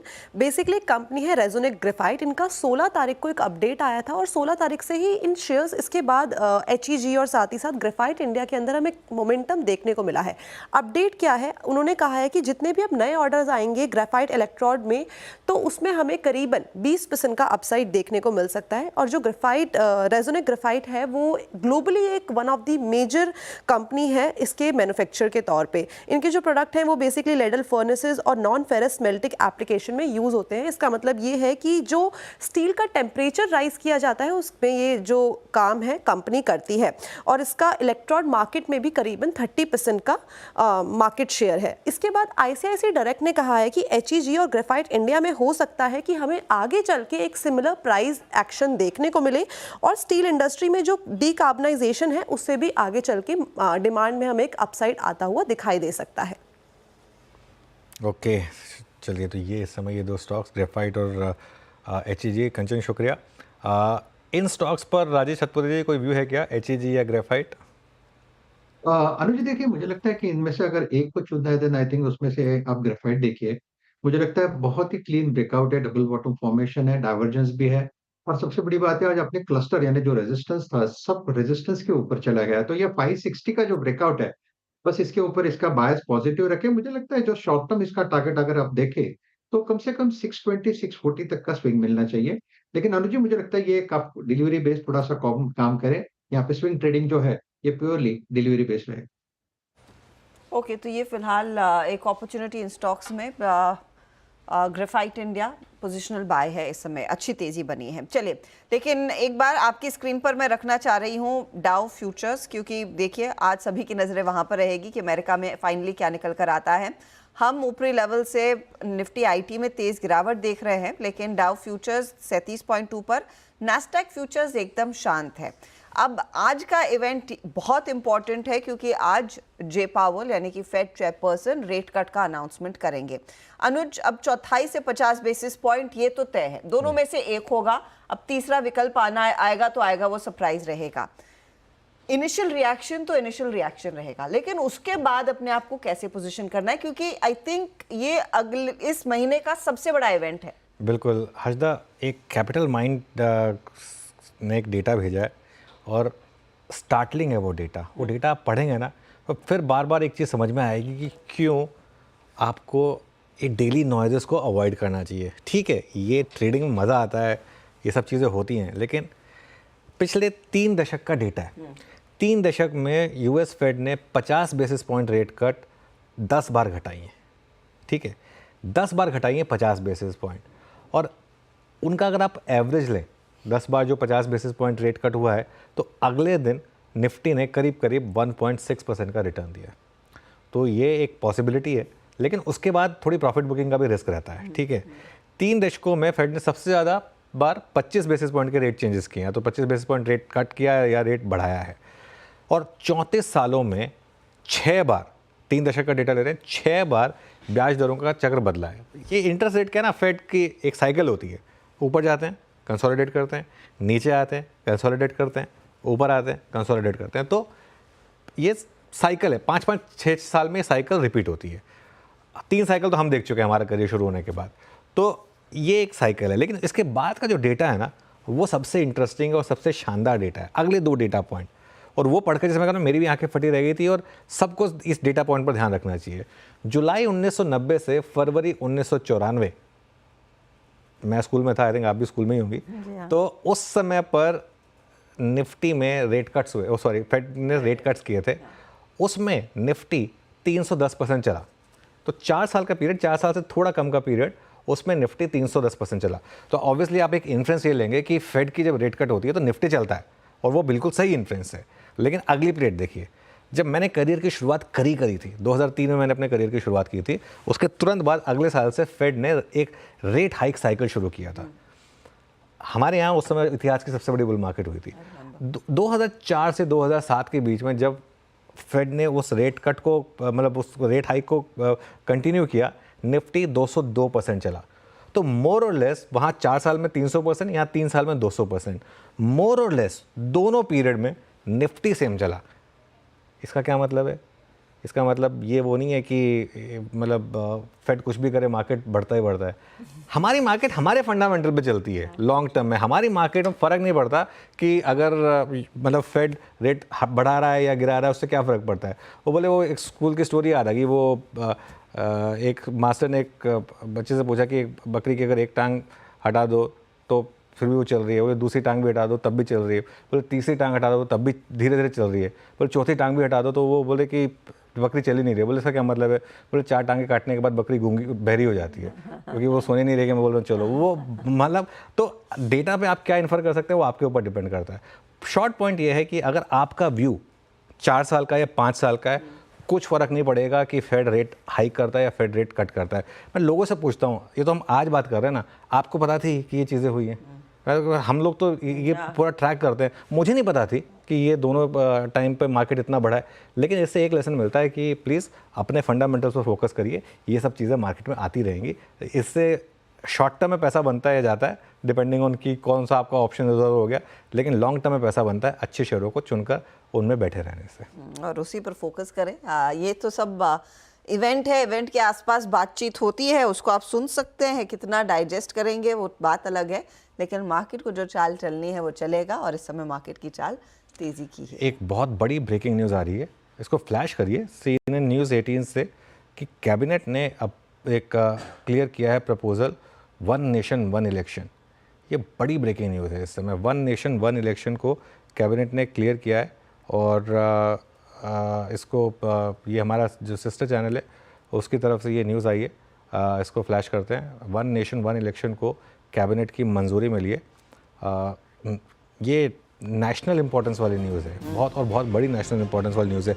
I think अभी जब राहुल जोशी जी का इंटरव्यू चल रहा था निर्मला सीतारमण से, तो उन्होंने भी ये सवाल पूछा था उनसे कि ये 1 नेशन 1 इलेक्शन, आई थिंक ये प्राइम मिनिस्टर का एक काफ़ी एक संकल्प रहा है कि इस पर क्या बात हुई। तो निर्मला जी ने जो बात कही थी कि देखिए इलेक्शन में बहुत खर्चा होता है, प्लस इलेक्शन में खर्चा तो होता है, ये साथ ही जब इलेक्शन होते हैं उसके बाद वो मॉडल कोड ऑफ कंडक्ट आ जाता है, तो आप कुछ फ्लैश डेवलपमेंटल इश्यूज़ नहीं कर सकते वहाँ पर, वो 3 महीने के लिए काम रुक जाते हैं। और हमारे यहाँ तो ऐसा है कि हर साल इलेक्शन होते ही रहते हैं। तो इसके लिए अब पता नहीं मुझे कि ये आगे अप्रूव होगा या नहीं होगा, इसके लिए क्या मतलब लोकसभा और विधानसभा से किस लेवल की मंजूरी चाहिए होगी, लेकिन कैबिनेट ने इसको मंजूरी दे दी है। ये हमारी सिस्टर चैनल CNN न्यूज़ 18 से इस समय एक बहुत ही इंपॉर्टेंट खबर आती है। अनुज, जो वैसे न्यूज़ 18 हमारी नेटवर्क की जो वेबसाइट है वही रिपोर्ट में आगे ये भी कोट कर रहा है कि शायद ये बिल पार्लियामेंट के विंटर सेशन में इंट्रोड्यूस किया जाएगा। इनफैक्ट लक्ष्मण को ट्राई करेंगे, कोशिश करेंगे उनको लाने की, इसके क्या मायने रहेंगे। आई एम श्योर उनके पास कुछ और डिटेल होंगी, लेकिन जैसे अनुज कह रहे हैं वाकई में एक बहुत बड़ी डेवलपमेंट, और इस डेवलपमेंट पर काफ़ी समय से ध्यान रखिएगा सरकार काम कर रही थी। और रामनाथ कोविंद की अध्यक्षता में ही दरअसल पूर्व हमारे जो प्रेसिडेंट रहे हैं उनकी एक रिपोर्ट को अप्रूवल मिलता हुआ कैबिनेट में बताया जा रहा है। ये सूत्रों के हवाले से जो अपडेट आ रहा है, और शीतकालीन सत्र में माना यही जा रहा है कि इस बिल को पेश किया जा सकता है। एक देश एक चुनाव। लक्ष्मण, ये CNN न्यूज़ 18 की तरफ से जो खबर आ रही है, आप क्या और डिटेल कुछ पकड़ पाए हैं? देखिए, दरअसल दिस 1 नेशन 1 इलेक्शन यानी एक देश एक चुनाव की बात चल रही थी। समझा जा रहा है कि उसको कैबिनेट ने यहाँ पे मंजूरी दे दी है, और कैबिनेट की मंजूरी के बाद इसे संसद में रखा जाएगा। इसमें इससे जुड़े हुए बिल को पारित कराया जाएगा, और ये सुगबुगाहट पहले से शुरुआत हो चुकी थी। 1 नेशन 1 इलेक्शन के तहत जो शुरुआती प्रस्ताव था उसके मुताबिक एक देश एक चुनाव के तहत सभी लोकसभा चुनाव और सभी राज्यों के विधानसभा चुनाव, लोकसभा चुनाव और सभी राज्यों के विधानसभा चुनाव एक साथ कराया जाए। साथ ही साथ नगर निकाय के जो चुनाव होते हैं, स्थानीय चुनाव, उन सबको एक साथ कराया जाए, और इसमें एक निश्चित अंतराल यहाँ पे रखा जाए, इस तरह का प्रावधान किया गया था। और इन प्रावधानों के साथ इस बिल पे अलग अलग राजनीतिक दलों की सहमति लेने की कोशिश की गई थी। कई राजनीतिक दल थे, करीब 12 से ज्यादा राजनीतिक दल थे जिन्होंने इसका विरोध किया था, लेकिन घटक दलों में सबसे महत्वपूर्ण घटक दल जो JDU है, उन्होंने समर्थन किया था। पिछले जो नीतीश कुमार का बयान भी आया था कि 1 नेशन 1 इलेक्शन का हम समर्थन करते हैं। तो एक बड़ी बाधा जो इस बिल को पारित करने को लेकर के थी, वो बिल को पारित करने की बड़ी बाधा यहाँ पे दूर होती दिख रही है। तो मुझे लगता है कि ये फैसला एक बड़ा फैसला होगा, और राजनीतिक रूप से काफी संवेदनशील है, और हो सकता है कि अब से कुछ ही देर बाद कैबिनेट की जो प्रेस ब्रीफिंग हो, यहाँ पे इसका ऐलान किया जा सके।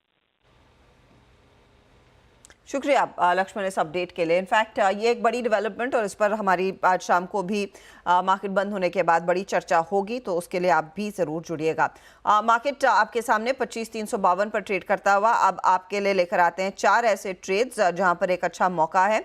4 का चौका। शुरुआत होगी सस्ता ऑप्शन के साथ। सोनी बताइए। अर्शदा जी, यहाँ पे सस्ता ऑप्शन रेकमेंड करना चाहूंगी। पावर ग्रिड में 330 पुट ऑप्शन सितंबर सीरीज की बाय कर सकते हैं। 2.7 रेट चल रहा है, 2.7 से 2.5 के रेंज में बाय कर सकते हैं। स्टॉप लॉस रहेगा 1.4, पहला टारगेट है 5, दूसरा टारगेट रहेगा 7। पावर ग्रिड आज 1020 सपोर्ट को ब्रेक करते हुए नजर आ रहा है, और 330 के पुट में काफी एग्रेसिव ओपन इंटरेस्ट अनवाइंड हो रही है। सो एक वीक आउटलुक यहाँ पे बनता है। 330 पुट के पुट ऑप्शन में पार्टिसिपेट कर सकते हैं। राजेश सातपुते के पास चलते हैं। राजेश जी, आपका ट्रेड? मुझे देखिए मेरी नजर है नेस्ले इंडिया पे, मुझे लगता है बहुत ही क्लीन ब्रेकआउट मिला है डेली चार्ट पे।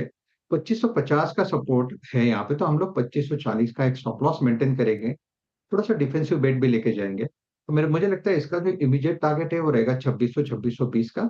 लेकिन अगर कोई वक्त दे तो प्रोबेबली ये 2680 से लेके 2700 तक का भी मूव दे सकता है। तो नेस्ले इंडिया एक काउंटर बेट रहेगा। Okay, Nestle India by call आपकी। अब चलते हैं अगले ट्रेड के लिए, चार्ट के चमत्कार के लिए मानस जी के पास। मानस, क्या पिक कर रहे हैं आप? देखिए, बंधन बैंक पे खरीदारी करने की राय रहेगी। कंसोलिडेशन के बाद का ब्रेकआउट है, करंट लेवल्स पे भी यहाँ पर खरीदारी करनी चाहिए। 210 के स्टॉप लॉस से 221 तक के टारगेट पॉसिबल है बंधन बैंक में। अगर चाहे तो 212 रुपए 50 पैसे का जो कॉल ऑप्शन 5 रुपए पे ट्रेड हो रहा है, वहां पर खरीदारी की जा सकती है। 2 रुपए 90 पैसे के स्टॉप लॉस से 10 रुपए के टारगेट के लिए। चलिए अब मिड कैप के लिए चलते हैं गौरांग के पास। गौरांग जी, क्या पिक किया आपने?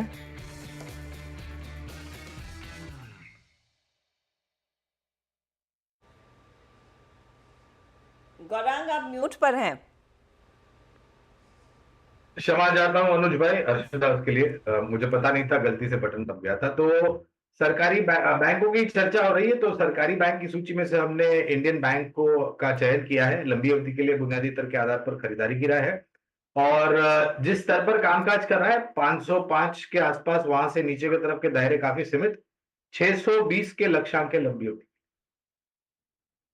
बैंक में एक मौका और 620 का टारगेट। चले सारे ट्रेड्स मैं आपके सामने कर रही हूँ पेश। सस्ता ऑप्शन जो सोनी का पहला ट्रेड था, पावर ग्रिड 330 का पुट 2 रुपए 95 पैसे पर है, डबल होने की पूरी क्षमता रखता है। 5 और 7 का टारगेट रहेगा। 1 रुपए 40 पैसे का आप स्टॉप लॉस जरूर लगाइएगा। एफएनओ सुपरस्टार में नेस्ले इंडिया 2600 और 2620 के टारगेट के लिए राजेश सातपुते को पसंद है। स्टॉप लॉस 2540 का रहेगा। स्टॉक बाय द वे 1% ऊपर है ट्रेड में। फिर आया अगला ट्रेड मानस की तरफ से, बंधन बैंक का 222 का टारगेट और स्टॉप लॉस आप 210 के आसपास लगाएंगे। और इस समय हम बात कर रहे थे गौरांग से, इंडियन बैंक पर वो व्यू आ रहा है जो स्टॉक इस समय लगभग 3% नीचे है, लेकिन 620 पर टारगेट रहेगा। एक मौका डिप पर खरीदने का इस शेयर में बना ज़रूर है। चलिए अब चंदन तापड़िया को भी जोड़ लेते हैं। चंदन नमस्कार, बताइए इस घंटे, अब हम आखिरी आधे घंटे की तरफ बढ़ रहे हैं, क्या ट्रेड लेंगे?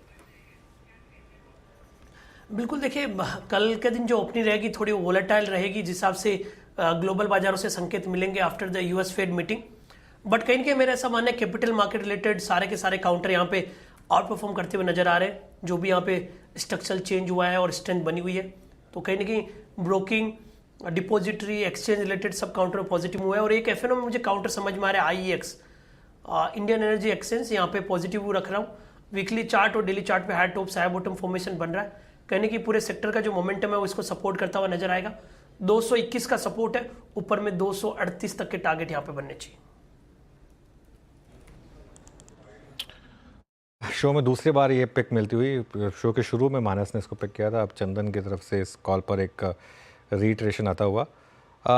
HDFC बैंक आज सुबह से क्लियर कट आउट परफॉर्मर और एक डे हाई पर इस समय स्टॉक HDFC बैंक का। इस पर कोई व्यू है क्या अब गाबा जी?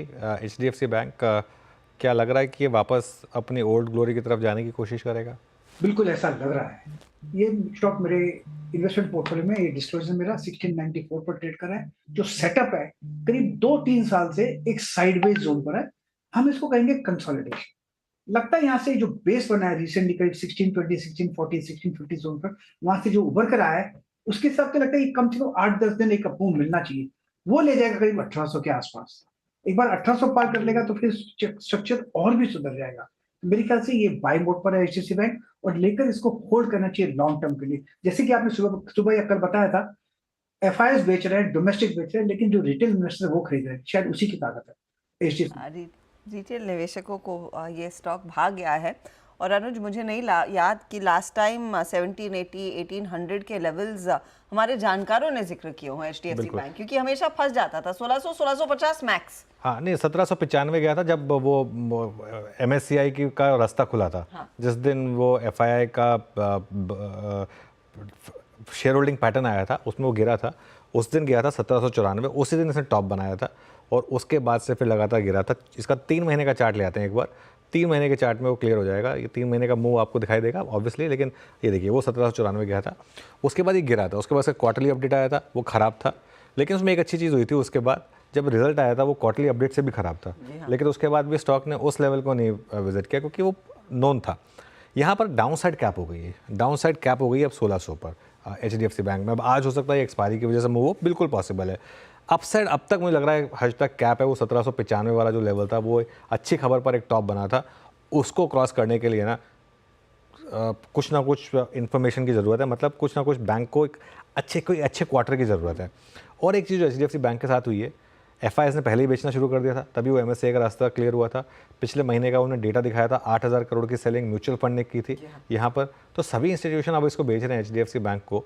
तो बियॉन्ड अ पॉइंट ये एक जो स्टॉक है अब वो ओवर ओन स्टॉक से अंडर ओन स्टॉक बन रहा है, तो वो और वैल्यूएशन का भी कंफर्ट आ गया यहाँ पर, तो इस वजह से यहाँ डाउन साइड प्रोटेक्टेड। देखिए ये उन लोगों के लिए स्टॉक है जिनको स्टॉक मार्केट में एक रिस्क बहुत ज़्यादा नहीं लेना है। इस स्टॉक में ये नहीं होगा कि आपका पैसा डूब जाएगा, देर सवेर पैसा बनेगा, भले ही हो सकता है कुछ टाइम के लिए मार्केट से कम रिटर्न मिले आपको, लेकिन आप कोई भी 10 साल का 20 साल का पीरियड उठा कर देख लीजिए, हर 10-20 साल के पीरियड में इसने आउट परफॉर्म किया। बस पिछले 5 साल में वो काफ़ी ख़राब रहे हैं, हो सकता है अगले 5 साल में भरपाई कर दें पिछले 5 साल की। और ऑफ कोर्स देखना यही है कि ये फिर से जब MSCI का सेकंड हाफ आएगा उससे पहले किस तरह का एक्शन आता हुआ दिखाई देगा। चलिए काम करते हैं, इस मोड पर लेते हैं एक ब्रेक के बाद कई सारी चीज़ें आज मार्केट में हुई हैं, काफ़ी एक्शन है, एक बड़ा इवेंट भी है, इस सब पर बातचीत होगी। मार्केट बिग वॉइस में मेहरबून ईरानी हमारा साथ देंगे आगे।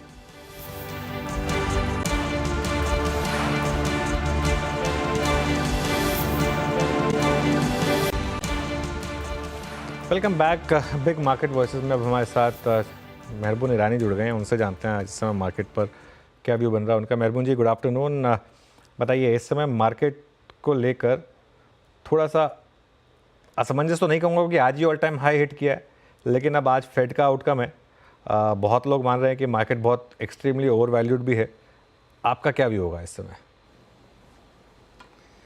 आज का जो फेड का जो मीटिंग है, आई थिंक इतना अटेंशन इसके ऊपर गया है कि ये नैरेटिव बन चुका था पिछले करीबन 6 महीने से, खास करके ग्लोबल मार्केट्स में। काफ़ी मीडिया नॉइस भी थी, इंटरनेशनल मीडिया की बात कर रहा हूँ मैं, sell side contributed to it. हमें अंडरस्टैंड करना चाहिए कि जो हेज फंड्स है वो trade in trade out regular basis पे करते हैं, और उनकी जो पोजीशन है वो ऑलरेडी बन चुकी है इक्विटी में, बॉन्ड्स में, करेंसी में, कमोडिटीज में, ऑयल में। तो आज जो फेड का रेट कट आएगा, मेरा पर्सनल व्यू है कि there will be possibly a knee jerk reaction हो सकता है। Then people will say let's wait for the commentary of mister Powell. Unless Powell sounds hawkish, unless he sounds hawkish, chances are less. मुझे नहीं लगता कि the correction और the fall, if any, which will happen post the announcement will last very long. हमें understand करना चाहिए कि dollar index को भी ऑलरेडी हैमर कर चुके हैं, अराउंड 100 और 101 के बीच में घूम रहा है। ऑयल भी नीचे आ चुका है, तो कहीं पर थोड़ी शॉर्ट कवरिंग होती है, डॉलर इंडेक्स थोड़ा स्ट्रेंथन होता है, ऑयल थोड़ा स्ट्रेंथन होता है, तो it will have its own impact on other asset classes, but 100% all this will be in the very short run. रही बात इंडियन मार्केट्स की, मैं वही बात दोहराऊंगा जो मैं दोहराते आ रहा हूं कि अभी मार्केट में पैसे बनाना at the same rate at which people have got used to पिछले 1-2 साल में, I think is not going to be very easy. ये despite the fact कि we may go on making new highs for some time to come, 27,000 भी आ सकता है, 27,500 भी आ सकता है, लेकिन पैसे बनाना will not be very easy. अगर आप ध्यान से देखो तो पिछले 2-3 महीने में क्या चला है, IT चला है, फार्मा चला है, FMCG चला है, लेकिन अगर आप ध्यान से देखो तो defence, railways, PSU banks, PSU stocks और मेटल्स जो मार्केट फेवरेट्स थे, they all fallen 15 to 40% from their highs. तो अगर आपके पोर्टफोलियो में all this sectors are there which did very well for you, और अगर आपने टाइम पे प्रॉफिट बुक नहीं की थी, तो पॉसिबली लास्ट 2-3 महीने में आपका पोर्टफोलियो ब्लीड होता होगा, डिस्पाइट द फैक्ट कि frontline industries are saying every day we are making a new and new high. So this is the problem right now with the market. Mutual funds को देखिए, I think अनुज जी आपने बिल्कुल brilliant कहा कि 5% cash पे है, more than 5%। वो positive है, जरूर पॉजिटिव है। That means the markets will not fall by more than 3-4-5%। But in a way थोड़ा स्केप्टिकल भी बन सकता हूं मैं, कहता हूं कि they are keeping the gun powder dry. They are saying कि I don't mind underperforming for the next few months, मैंने फर्स्ट 6 महीने में अच्छे पैसे कमाए हैं, थोड़े कैश पे बैठता हूं और अगर मार्केट मौका नहीं देता मैं राह देखूंगा। So for the last 2-3 months, some of the mutual funds, otherwise who have performed well, are underperforming, and they don't mind underperforming for some more time to come. Because एक साल में फर्स्ट हाफ में अपना अच्छा कर दिया, second half में relative under perform करते हो तो भी फर्क क्या पड़ता है। So this is the scenario of the market, and people will have to understand that there are sectors जिसमें डाउनटर्न था, जैसे टेक्सटाइल्स था, फिशरीज था, स्पेशलिटी केमिकल्स था। आई थिंक ये सारे सेक्टर्स में कहीं पर एक अपॉर्चुनिटी बनती है because valuation wise you are feeling comfortable. So I would say stay away, despite being positive on the overall market, stay away from sectors and stocks जहाँ पे काफी fraud build हुई थी. People who are buying the stocks without understanding what the company is doing, what is the outlook of the sector, 70, 80, 90 के P में people were buying it. So वहाँ पे जरूर एक पेन हो सकता है, बट ओवरऑल मार्केट में मुझे कोई प्रॉब्लम दिखता नहीं। Simple way of looking at it, mutual funds liquidity के बाद छोड़ दीजिए, हम लोग ने काफी बात कर चुकी है। आप मुझे बताइए, यूक्रेन रशिया हो गया, इजराइल गाजा हो गया, मोदी का इलेक्शन हो गया, the verdict was not at all liked by the market. और निर्मला सीतारामन जी का बजट आया था जिसमें negatives for the stock market were much more than the positives if any. Despite that our Indian markets are ruling at an all time high. So मुझे Indian markets पे कोई शंका नहीं, कोई शक नहीं है। I think it will continue doing well index wise, but people will have to take care because money making as I said is not very easy. Selecting the right stocks मैं नहीं समझता हूं पिछले 3 साल में इतना इंपॉर्टेंट है जो आज की तारीख में हो गया है। बिल्कुल, बहुत तंग संकेत अगर आप देखिए, आपका उत्तर था मेहरबून जी यहाँ पे, और आपने मतलब बिल्कुल सही कहा कि इस वक्त मुश्किल है और आपका स्टॉक सिलेक्शन अव्वल दर्जे का होना चाहिए। जिन 3 सेक्टर्स का जिक्र किया आपने, एफएमसीजी का और आईटी का, फार्मा का, जिनके सहारे हमने ये लास्ट फेज या फिर निफ्टी के इन मुकाम को हासिल किया है, उसमें बीते 2 महीने में बैंक्स कहीं पे विजिबल नहीं थे मेहरबून जी। बैंक्स एक कंसोलिडेशन के दौर से गुजरे हैं, पूरा जून, जुलाई, अगस्त, सितंबर में कुछ अपटिक्स विजिबल हैं। बैंक्स पे आपकी रीडिंग क्या है, स्पेशली अब यहाँ से अगर एक रेट कट की साइकिल शुरू होती है, विश्वव्यापी हो या फिर उसके बाद वो भारत में भी आए, तो बैंक्स में ऐसा आपका टेक क्या होगा इस पर? बैंक्स में मैं कहूँगा कि जो अंडर परफॉर्मेंस हुआ है पिछले 2-3-4 महीने में, उसका मूल कारण ये था कि जो मेन जो रॉ मटेरियल होता है विच इज डिपॉजिट ग्रोथ, वो हो दे रहा है बैंक्स में, and it's a huge challenge. ये आरबीआई चीफ जिसकी मैं काफ़ी इज्जत करता हूँ, I think Reserve Bank has done a brilliant job, और जो भी आज फेड करता है, I think RBI will do whatever it wants to on a very independent basis. तो कहीं रही बात बैंक्स की, I think underperformance has largely been casually got to do with deposit growths are just not happening. Banks are raising their money, and the banks जिसने पैसे raise किए हैं through private placement और QIP और whatever it is, और preferential allotment, जैसे Karnataka bank था, Karur Vysya bank था, I think they will continue to need to do that. और अगर रेट कट होता भी है, जब भी होता है, दिसंबर के पहले होता है, दिसंबर के बाद में होता है, ultimately will it be a very big positive for banks, ये आज के तारीख में कहना डिफिकल्ट है। आई पर्सनली बिलीव कि आगे चल के बैंक्स में move will not be across the board, move will be in specific bank stocks. So रही बात प्राइवेट सेक्टर बैंक्स की, after large underperformance, I think the time has come for them to possibly keep the heads up and start moving with the crowd. और PSU banks में I think they already fallen 20-25% from the highs. Bank of Baroda देखो, PNB देखो, bank of India देखो, even state bank you see, they all fallen down. So the present level, comfort level वापस आ रहा है, but there are challenges ahead for this entire sector because money has gone going away from bank deposits into mutual funds. We all know that. So the rate cut आता है, this challenge possibly could increase a little bit further. So the comfort feeling is not very high right now in bank stocks. Only thing is कि correction काफी हो चुका है, और correction काफी सारे sectors में भी हो चुका है जहाँ पे outlook is very positive. But they have corrected because they had gone up too sharply and there was a lot of fraud built up. रही बात banks की, at the present level, yes, comfortable with it. There could be a decent bounce. But now I think I'm getting slightly skewed towards private sector banks for the first time in the last 3 years. Okay, आपका झुकाव अब private banks की तरफ है। अच्छा मेहरबून जी, अब रहते हैं बैंक्स के बाद हम NBFCs पे चलते हैं।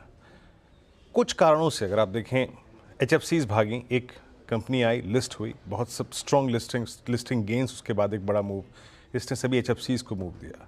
हमने गोल्ड फाइनेंस कंपनियों को देखा, उन्होंने स्ट्रॉन्ग मूव दिया बिकॉज ऑफ गोल्ड। कुछ उसी ग्रुप की कंपनियां थी, बजाज फाइनेंस, फिनसर्व, उन्होंने एक सब्सटेंशियल मूव दिया। इस पूरी अवधि में जिसको लेके हमने डिस्कशन किया, बैंक्स अंडर परफॉर्म कर रहे थे, साइडवेज थे, NBFCs ने सबसे स्ट्रॉन्ग मूव दिया। अब क्या ये एक पर्याप्त और एक अच्छा मौका है आपकी उसी धारणा के तहत कि थोड़ा कॉशियस हैं आप और सेलेक्टिवली बाय करेंगे और जहां प्रॉफिट्स है वहां पे आप एग्जिट भी करेंगे? क्या NBFCs उस आधार पर एक प्रॉफिट बुकिंग का अच्छा जोन दे रही हैं आपको? मैं स्माइल इसलिए दे रहा था क्योंकि मैं क्वेश्चन एक्सपेक्ट करता था और आपका पूरा इशारा अभी जा रहा है recently listed Bajaj housing finance पे। मैं कहूँगा कि this is possibly, I would say undoubtedly one of the most respected groups in the country.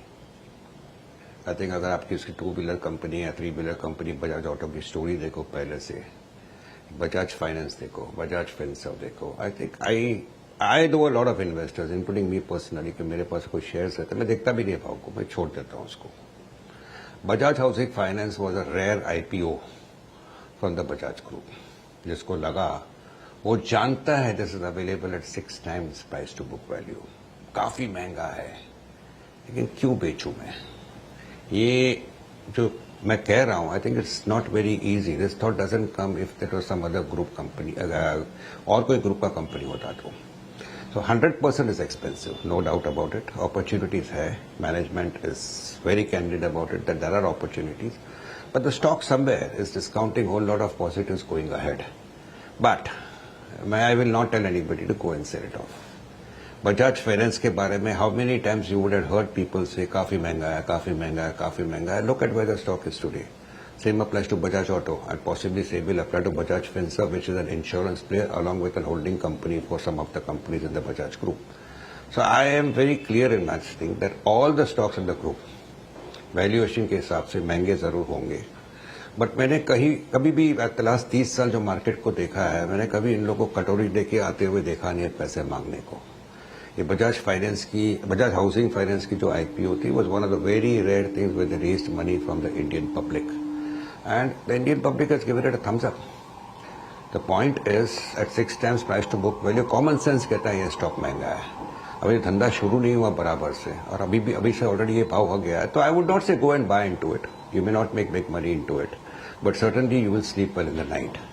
So if a person के मेरे को और कोई अच्छी अपॉर्चुनिटी है मैं प्रॉफिट बुक करूँ, I will not stop him. So yes, it's an expensive stock. Coming back to बिल्कुल. अच्छा मेहरबान जी, एक सेकंड के लिए थोड़ा सा आपको रोकूंगा. एक वो जो खबर आ रही थी उस पर एक मोहर लग रही है हर्षदा, वो जो लक्ष्मण जी की खबर थी कि फर्टिलाइज़र सब्सिडी के लिए यहाँ पर एक जो इंक्रीज़ हुआ है उस पर एक मोहर लग रही है. और आई थिंक एक एग्जैक्ट नंबर मेंशन था, वो number I think nearly 25,000 crore के करीब, 24,475 करोड़ की वो मंजूरी आई है.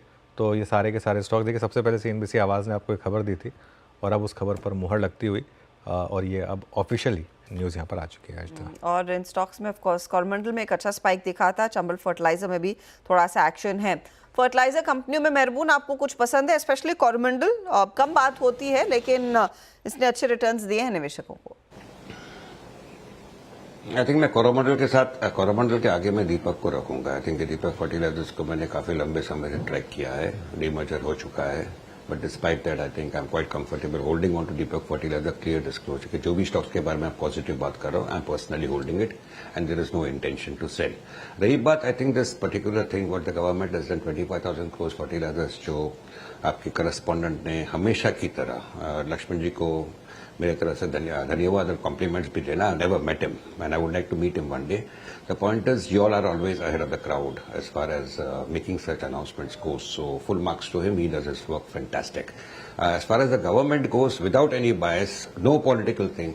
A government, let's be honest, this is another big positive for the Indian markets. अब अपना जो government है has done the right things at the right time most of the times. आज देखिए रॉयल्टी टैक्स ऑयल के ऊपर निकाल दिया.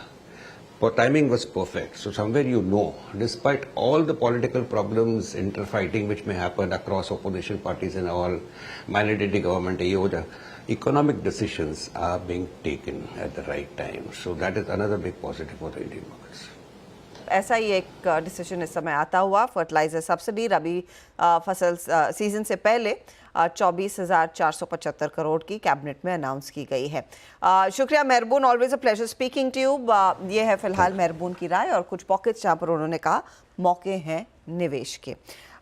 चलिए अब स्क्रीन पर आपके लिए लेकर आते हैं बाजार का ताज़ा हाल मैं इसीलिए कह रही हूँ क्योंकि निफ्टी धीरे धीरे करके अब कोशिश कर रहा है पॉजिटिव टेरिटरी में आने की। सिर्फ नहीं, मेरी स्क्रीन पर ये 6 अंक नीचे दिखा रहा है, वैसे है 40 अंक 38 अंक नीचे, तो यहाँ पर मुझे इसे रिफ्रेश करना पड़ेगा। और निफ्टी बैंक ऑफ कोर्स एक आउट परफॉर्मर कायम है अनुज। तो अब कल के लिए कुछ पोजीशन कैरी करनी है या फिर संभल के चलेंगे? देखिए, अगर आप गैम्बलर हैं तो पोजीशन कैरी करिए, और अगर आप ट्रेडर हैं तो कोई पोजीशन मत कैरी करिए। फ़र्क है एक गैम्बलर और ट्रेडर में। मैं फिर कह रहा हूँ, अगर आप आज कोई पोजीशन कैरी कर रहे हैं तो आप गैम्बलर हैं, अनलेस आप एक बहुत ही सोफिस्टिकेटेड स्ट्रैटेजी बना लें जिसमें वो जो वॉलेटिलिटी की स्ट्रैटेजी होती है, जिसमें आप दूर के ऑप्शन बेचते हैं, खरीदते हैं, पास के ऑप्शन बेचते हैं, दोनों साइड के, अगर आप वो कर सकते हैं तो अलग बात है। वरना किसी भी इस तरीके की ऑप्शन स्ट्रैटेजी में आप फंसे नहीं, क्योंकि ये आपका काम नहीं है। आपका काम है मार्केट में एक सिंपल स्ट्रैटेजी लेना, और किसी भी तरीके की हेजिंग कल काम नहीं करेगी। अब सपोज़ करिए आपने पुट ले ली, मैं एक एग्जांपल दे रहा हूँ। सपोज़ करिए आपने पुट ले ली हेज करने के लिए, 25,200 की पुट ले ली। अब मान लो मार्केट कल खुला गैप डाउन, अब 25,250 पे खुला, मान लो वो पुट फिर भी ज़ीरो हो जाएगी। वो पुट आज की डेट में इतनी महंगी होगी, एक बार दिखा दीजिए 25,200 की पुट कितने पर ट्रेड करिए, 25,200 या 25,300 की पुट। वो इतनी महंगी होगी क्योंकि कल बड़ा इवेंट है, उसके लिए आपको वो हेज इतनी आसानी से करने भी नहीं देगा मार्केट। और अगर फ्लैट भी खुले हम, यहाँ 50 रुपये की वो पुट है, ठीक है, आपने ले ली वो पुट, 150 पॉइंट का भी गैप डाउन हो गया तो भी ये पुट ज़ीरो हो जाएगी। तो आपके फ्यूचर की जो लॉन्ग है उसमें भी पिटाई होगी आपकी, इस हेजिंग में भी आपकी पिटाई होगी, अनलेस आपका व्यू ये है कि नहीं मैं लॉन्ग रहूँगा और मैं अपने आप को 400 पॉइंट की डिप में प्रोटेक्ट कर रहा हूँ, तब वरना ये स्ट्रैटेजी का कोई मतलब नहीं होता इस स्ट्रैटेजी का। तो कल फ्रेश ट्रेड लीजिए फ्रेश माइंड से, उससे 2-3 चीज़ें होंगी। एक तो रात को नींद अच्छी आएगी, और तो सुबह आप फ्रेश माइंड में रहेंगे, और सुबह कल मार्केट आपको एक शानदार ट्रेड देगा। ये मैं आपको लिख के दे रहा हूँ, कल गैप अप हो, गैप डाउन हो, कुछ भी हो, उसके बाद स्क्रीन पर आपको कल एक अच्छी ट्रेड मिलेगी, प्रोवाइडेड आप उस ट्रेड को लेने के लिए तैयार हो तो। ओके, तो तसल्ली से सोइए। शाम को 11:30 बजे तक जागने की भी ज़रूरत नहीं है, क्योंकि आपको सुबह में आप 7 बजे 6:57 पर टीवी खोलेंगे, CNBC आवाज़ के साथ जुड़ेंगे तो सारी हेडलाइंस मिल जाएगी कि फेड चेयरमैन ने एग्जैक्टली क्या कहा। तो आज कोई रिस्क ना लें, आराम से जाएं, शांत रहें, और कल एक फ्रेश अप्रोच मार्केट में लेनी चाहिए। अच्छा, इस बीच डीलिंग रूम में किन स्टॉक्स को लेकर चर्चा हो रही वो भी यतिन से समझ लेते हैं। यतिन, बताइए रवैया डीलिंग रूम में क्या है कल की बड़े या आज रात की बड़ी अनाउंसमेंट से? तो जैसे कि अनुज ने कहा और येस्टरडे भी हमने यही बात की थी कि ट्रेडर्स जो है यूजुअली थोड़ी लाइट पोजीशंस ले रहे हैं, कोई हेवी पोजीशंस ले नहीं रहा है, और आपको दिख भी रहा है वो वॉल्यूम और प्राइस एक्शन के हिसाब से। उसके बावजूद 2 स्टॉक जहां डीलर्स पोजीशन सिलेक्टिवली बना रहे हैं, उनमें सबसे पहले ICICI बैंक। डीलर्स को लगता है कि यहाँ BTST का ट्रेड लिया जा सकता है 1300 से 1315 के टारगेट्स के लिए। दो टेक्निकल और FNO ट्रेंड्स के बेसिस पे डीलर्स ये ट्रेड अपने क्लाइंट्स को सुझा रहे हैं, और थोड़ी बहुत शॉर्ट कवरिंग भी FI डेस्क पे दिख रही है बैंकिंग स्टॉक्स में आज। और ABFRL ये एक स्टॉक है जहां काफ़ी सारे HNI ट्रेडर्स पोजीशन ले रहे हैं। इनफैक्ट डीलर्स को लगता है कि पोजिशनली ये काउंटर पे 350 360 तक के भी टारगेट्स आ सकते हैं। तो ये एक स्टॉक है जहां डीमर्जर की जो कंप्लीशन भी एक्सपेक्टेड है किसी भी वक्त। तो ये 2 स्टॉक्स है जहां डीलर्स अपना पैसा फोकस कर रहे हैं। ओके, बहुत बहुत शुक्रिया यतिन। तो ये कुछ स्टॉक्स जहाँ पर डीलर्स का फोकस सारे के सारे केमिकल फर्टिलाइजर स्टॉक्स अब डे हाई पर आ रहे हैं। GNFC डे हाई पर आया। उसके अलावा बाकी स्टॉक्स की हमने बात की ही थी। यहाँ पर अच्छे मूव्स आ रहे हैं। चलिए अब BTST STBT ट्रेड्स लेना शुरू करते हैं। गावा सर, क्या कैरी करें कल के लिए? कंपल्सिव ट्रेडर्स के लिए एक स्टॉक है, वो है state bank of India. Base तो अच्छा बना है, करीब 7-8 ट्रेडिंग सेशन से एक साइडवेज मूव मिला है और वेरी स्ट्रॉन्ग सपोर्ट जोन के आसपास है। ट्रेड करा है 792, स्टॉप होगा 787, करीब 4 रुपए का रहा, 4-4.5 रुपए का स्टॉप है। टारगेट होगा 810 का, state bank of India. Okay, state bank of India यहाँ पे BTST पहला ट्रेड कल के लिए 792.30 पे। सोनी जी, आपका ट्रेड क्या रहेगा? वीरेंद्र जी, मेरा जो ओपनिंग पिक था उस पे कंटिन्यू करना चाहूंगी। ICICI GI पे BTST की सलाह रहेगी। 2100 का अच्छा सपोर्ट है, टारगेट यहाँ पे 2160 2170 का रहेगा। ओके, तो आईसीआईसीआई लॉम्बार्ड के साथ ही यहाँ पर सोनी बनी हुई है। मानस, आपका ट्रेड? तो देखिए, बजाज फिनसर्व पे खरीदारी करने की राय रहेगी। करंट लेवल्स पे आप खरीदारी कर सकते हैं। 1859 का स्टॉप लॉस लगाना है बजाज फिनसर्व के फ्यूचर में, और आपके जो टारगेट रहेंगे वो 1935 के रहेंगे। 1935 के टारगेट बजाज फिनसर्व के फ्यूचर में। चंदन, आपके कैरी कर रहे हैं कल के लिए?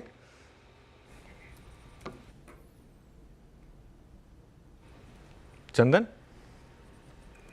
बिल्कुल, देखिए फर्टिलाइजर नेम पे फोकस रहेगा, और फर्टिलाइजर में देखिए ऑलरेडी मोमेंट पिछले 5-10 मिनट में देखने को मिले हैं, बट फिर भी मेरा मानना है कि दीपक फर्टिलाइजर यहाँ पे परफॉर्म करना चाहिए, क्योंकि अच्छी बात यह रही है कि पिछले 17-18 दिनों का करेक्टिव मूव कंप्लीट होके आज एक परफेक्ट बुलिश कैंडल बना है, और आज के जो प्राइस बिहेवियर है वो एक्जैक्टली 50 डे मूविंग एवरेज के आसपास होल्ड कर रहे हैं, और एक स्टॉक लगभग पिछले 72-73 दिनों से इसकी मूविंग एवरेज को तोड़ नहीं रहा है। मेजर ट्रेंड पॉजिटिव है, रिसेंट का करेक्टिव मूव एक नई रैली को इनवाइट कर रहा है, तो मौजूदा लेवल या हल्के से डिप पे हम यहाँ पे दीपक फर्टिलाइजर को खरीदारी की सलाह देंगे। 1000 का सपोर्ट रहेगा, 1070-75 तक के टारगेट यहाँ पे ओपन हो रहे हैं। ओके, दीपक फर्टिलाइजर साहब का ट्रेड 1028 पे। अब चलते हैं राजेश जी के पास। राजेश सतपुते जी, क्या कैरी करेंगे आप कल मॉर्निंग के लिए? वीरेंद्र जी, देखिए मुझे लगता है बहुत ही क्लीन ट्रेड मिला है, वो है कोरोमंडल, जो आप सभी जिक्र कर रहे थे और न्यूज भी है। तो मुझे लगता है यहाँ पे जो टारगेट बन रहा है वो कम से कम 1775 का बनेगा। 1775 इसका पहला पड़ाव है स्विंग ट्रेडिंग के हिसाब से।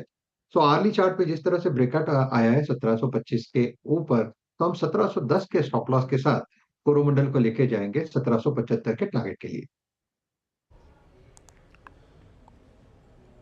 ओके, कोरोमंडल आपका एक बाय ट्रेड 1730 पे। कोरांग जी, नो डाउट कल का सेशन जो है वॉलेटिलिटी कुछ ना कुछ तो लेके आएगा, बट इस वॉलेटिलिटी या फिर आज की इस वॉलेटिलिटी के बीच में आपका प्रेफर्ड बाय कैंडिडेट क्या होगा? Not exactly a BTSC trade, but थोड़ा सा स्विंग पर्सपेक्टिव से। मुझे याद आ रहा है वीरेंद्र, पिछले हफ्ते मैं हमारे ही चैनल सीएनबीसी आवाज पे जुड़ा था, और मेरे ख्याल से अनुज भाई ने मुझे श्रीराम फाइनेंस के बारे में प्रश्न पूछा था। तब वो मेरे ख्याल से 3350 के आसपास था। मैं बात कर रहा हूँ 12 या 13 सितंबर के आसपास की मैं बात कर रहा हूँ। 3600 के लक्ष्यांक तब हमने दिए थे, और आज ये करीबन 3600 के पास पहुंचा है। अब लग रहा है ये अपना नया सर्वोच्चम शिखर बनाने का प्रयास कर रहा है।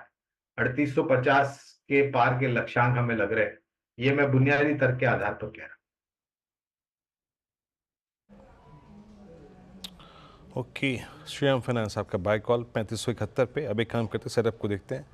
हालांकि याद रखिएगा ये सेटअप आज का कल के बड़े इवेंट से पहले या फिर आज के बड़े इवेंट से पहले थोड़ा सा प्रभावित नज़र आएगा, और एक्चुअल नहीं, थोड़ा सा अगर आप देखिए इवेंट से इम्पैक्टेड ये ब्रेथ है। 19 लॉन्ग्स मात्र, उसके बाद शॉर्ट कवरिंग करीब 23 में, और उसके बाद 70 में शॉर्ट और लॉन्ग अनवाइंडिंग। प्रॉफिट्स को कैश में कन्वर्ट करने की टेंडेंसी नज़र आई इक्वली अगर आप देखें डिस्ट्रीब्यूटेड। लॉन्ग लेके आते हैं, कहाँ पर लॉन्ग थे? Shriram finance, Bajaj finance. आज बजाज फाइनेंस ने अपने 3 दिन को, इनफैक्ट बजाज फिनसर्व ने 3 दिन के जो प्रेशर थे उसको रिलीव किया। आज बजाज हाउसिंग बैक फुट पे था, फाइनेंस और फिनसर्व कंप्लीटली फ्रंट फुट पे आगे खेल रहे थे। आईएक्स ने एक स्ट्रॉन्ग मूव जनरेट किया। मानस की कॉल थी, चंदन की कॉल थी, समबदर मदरसन। एमसीएक्स सुबह मानस की कॉल थी, बहुत अच्छा मूव देखी गई। बंधन बैंक ने नीचे लोअर लेवल से काफ़ी स्ट्रॉन्ग एक ब्रेकआउट दिया। Power finance corporation, ICICI bank मेरे ख्याल से आज ऑल टाइम हाई पे क्लोज हुआ है। Short buildup, Oracle financial, mid cap IT आज पूरा का पूरा बैकफुट पे, और Mphasis, Glenmark pharma, Abbott India, L and T technology services. IT along with pharma आज बैकफुट पे था, जिसने शॉर्ट बिल्डअप विटनेस किया, और लॉन्ग अनवाइंडिंग भी इन्हीं दो स्पेस पे थे। बायोकॉन, बिरला सॉफ्ट, जेएसपीएल, सिंजन और साथ ही साथ आरबीएल बैंक, ये कुछ काउंटर्स जहाँ पे आज शॉर्टिंग नज़र आई। निफ्टी करीब करीब इस वक्त 25,360 के जोन में, और कुछ काउंटर्स जो कि अंतिम चरण में आते आते अपने मूव को और एग्रेसिव कर रहे हैं। जरा प्लीज़ एक बार आईसीआईसीआई बैंक लेके आइए। मेरे ख्याल से 1285 पे, यस, ये ऑल टाइम हाई क्लोज है। मानस, आपकी रीडिंग क्या कह रही है? जिस प्रकार का ब्रेकआउट है, रेंज ब्रेकआउट, आई थिंक 12 जुलाई के बाद कब तक ये सबसे स्ट्रॉन्ग ब्रेकआउट है, ऑल टाइम हाई पे क्लोज। प्रोजेक्शन क्या है इसका? जो नेक्स्ट टारगेट होगा वो मेरे ख्याल से 1340 का होगा। 1340 के टारगेट के लिए आईसीआईसीआई बैंक में आप पोजीशन को होल्ड कर सकते हैं, फ्रेश खरीदारी भी कर सकते हैं, और अगर आप एक पोजीशन स्टॉप लॉस लगाना चाहें तो वो 1269 1270 के नीचे होगा। ओके चलिए अब आपको बताते हैं बैन अपडेट, कौन से स्टॉक्स बैन में जा सकते हैं, कौन से स्टॉक्स बैन से बाहर आ सकते हैं। लिस्ट छोटी है आज। सेल और OFSS तो 100% अब बैन में जा रहा है, 138% पोजीशंस हो गई हैं, तो इसका तो बैन में जाना ऑलमोस्ट सर्टेन है। सेल एक बॉर्डरलाइन केस है, 94% पोजीशनिंग। बॉर्डरलाइन केस से बैन से बाहर आने का हिंदुस्तान कॉपर का 80% यहाँ पर पोजीशन घटकर आ चुकी है। ध्यान रखिएगा 80% के नीचे आना ज़रूरी होता है बैन से बाहर आने के लिए। तो ये 3 स्टॉक्स फोकस में रहने वाले हैं। चलिए आखिरी 5 मिनट और आपके लिए मैं निफ्टी की तस्वीर और निफ्टी IT की तस्वीर रखना चाहती हूँ स्क्रीन पर। निफ्टी अब करीब 60 पॉइंट नीचे है। निफ्टी IT 1352 अंकों की गिरावट, लगभग 3% के नुकसान के साथ यहाँ पर ट्रेड बनता हुआ दिखाई दे रहा है। और एक बार दोबारा नज़र डाल लेते हैं कि अमेरिकी फ्यूचर्स क्या कर रहे हैं। इस समय जो ताज़ा हाल है वो ये कह रहा है कि अब डाउ करीब 56 पॉइंट ऊपर आ गया। नैस्डैक फ्यूचर्स 27 से 23 अंकों की बढ़त पर ट्रेड करते हुए दिखाई दे रहे हैं। ये इनफैक्ट एक की ट्रिगर रहेगा अमेरिकी मार्केट्स में आज क्या ट्रेड बनता है post of course Jerome Powell की प्रेस कॉन्फ्रेंस और उनके बयान। जाते जाते 1-2 ट्रेड्स जहाँ पर थोड़ा सा मोमेंटम लौटा है। अब बात यही है कि ये कल तक जारी रहेगा या नहीं। उसमें एक तो M&M नियरली आधे % के गेंस पर जाकर टिक रहा है। हम ऑटो कंपनियों की ज़्यादा बात नहीं कर पाए आज। हीरो मोटो आज डे हाई इसने 6145 का छुआ और फाइनल क्लोज आ रहा है 6000 के नीचे। अब चार्ट पर कंसिडरिंग ये ऊपरी लेवल से काफ़ी हल्का हो गया। मानस क्या पढ़ा आपने आज के कूल ऑफ के बाद, क्योंकि बीच में ये नेगेटिव टेरिटरी में भी गया था, एक बहुत बड़ा मूव सुबह मिला था। देखिए मेरा तो समझना है कि केवल एक प्रॉफिट बुकिंग का दौर था। अंडरटोन अभी भी बुलिश बना हुआ है और ये जो करेक्शन इस तरह के हम देख रहे हैं वो एक बाइंग अपॉर्चुनिटी है। 5780 के स्टॉप लॉस से एक पोजिशनल ट्रेड लेना बेहतर रहेगा, क्योंकि जो नेक्स्ट टारगेट जो ब्रेकआउट हमने वीकली चार्ट में देखा है उसके हिसाब से 60 to 50 के टारगेट्स पॉसिबल हैं हीरो मोटोकॉर्प में। ओके अच्छा देखिए वो जो रिपोर्ट है वन नेशन वन इलेक्शन, उसमें बात ये हो रही है कि 2 चरण में ये हों। पहले चरण में लोकसभा और राज्य के विधानसभा चुनाव हों और दूसरे चरण में नगर पालिका और पंचायत के चुनाव हों। और लोकसभा और विधानसभा चुनाव के 100 दिन के अंदर अंदर ये चुनाव भी हो जाए, तो और सबके लिए एक ही फ़ोटो आइडेंटिटी कार्ड लगे। तो ये बेसिकली बात हो रही है जो कोविंद कमेटी की रिपोर्ट है उसके हिसाब से। आई थिंक जो वहाँ पर चल रही है प्रेजेंटेशन उसमें ये मेंशन कर रहे हैं मिनिस्टर कि one nation one election. I think ये गवर्नमेंट का प्रपोजल है ऑब्वियसली। अब इस पर आई थिंक कॉन्स्टिट्यूशनल चेंजेस चाहिए होंगे, कैसे होगा या नहीं चाहिए होंगे, मतलब मुझे इन्फॉर्मेशन कम है, लेकिन इस पर लोकसभा में बड़ी बहस तो होगी 100% इस पर। और आई थिंक अभी मैं पढ़ रहा था डेरेक ओब्रायन का स्टेटमेंट, ऑलरेडी उसके अगेंस्ट में लिखना लोगों ने शुरू कर दिया है। और ये बहुत ऐसा नहीं है कि बस आज चाहा और कल हो गया। ये इसमें शायद एक लंबी लड़ाई भी लड़नी पड़े। तो लेकिन खैर ये अब देखिए वो वहाँ से कैबिनेट के जो फैसले आए उसमें ये था। और ऑब्वियसली फर्टिलाइजर स्टॉक्स अभी भी डे हाई पर बंद हो रहे हैं। यहाँ पर कल देखते हैं किस तरीके के मूव्स आएंगे। अब चलिए क्लोज की तरफ बढ़ते हैं, मार्केट क्लोजिंग को देखते हैं वॉल पर। और ख़राब क्लोज मार्केट की, लेकिन देखिए ये एक्सपेक्टेड था। प्लीज़ सुबह सुबह ये बात हुई थी कि आज ट्रेडिंग पोर्टफोलियो लोग बुक करके जाएंगे और ये सही भी है। 66 पॉइंट नीचे बंद हो रहे हैं, कोई बुराई नहीं है। एक बड़ी रैली के बाद ऑल टाइम हाई हिट करने के बाद आप थोड़ा प्रॉफिट घर ले जाना चाहते हैं। निफ्टी IT ने लीड किया, उसको 3% ये इंडेक्स नीचे था। ये सबसे ज़्यादा सेंसिटिव है नैस्डैक से और US मार्केट से, तो इसके लिए यहाँ पर सबसे ज़्यादा प्रॉफिट बुकिंग हुई। थोड़ा एक्सेंचर का बहाना मिल गया मार्केट को। बैंक निफ्टी में आज शानदार मूव थे, 1% की तेज़ी आपको बैंक निफ्टी में देखने को मिली। मिड कैप इंडेक्स करीब 1% नीचे था और स्मॉल कैप इंडेक्स में थोड़ी कम डिक्लाइन थी, 0.5% नीचे। एडवांस डिक्लाइन खराब था लेकिन इतना खराब नहीं था।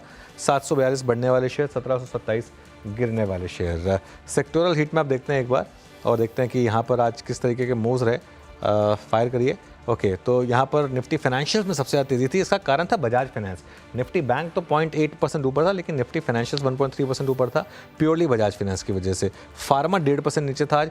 फार्मा और IT दोनों नीचे थे, जो दोनों US से सेंसिटिव सेक्टर्स हैं वहाँ पर डिक्लाइन थी। मेटल्स एक और सेक्टर जहाँ पर थोड़ा सा रेट कट का एक इम्पैक्ट रहता है, वहाँ पर भी डिक्लाइन थी। ऑयल एंड गैस, तो कमोडिटी रिलेटेड सेक्टर्स भी नीचे थे आज।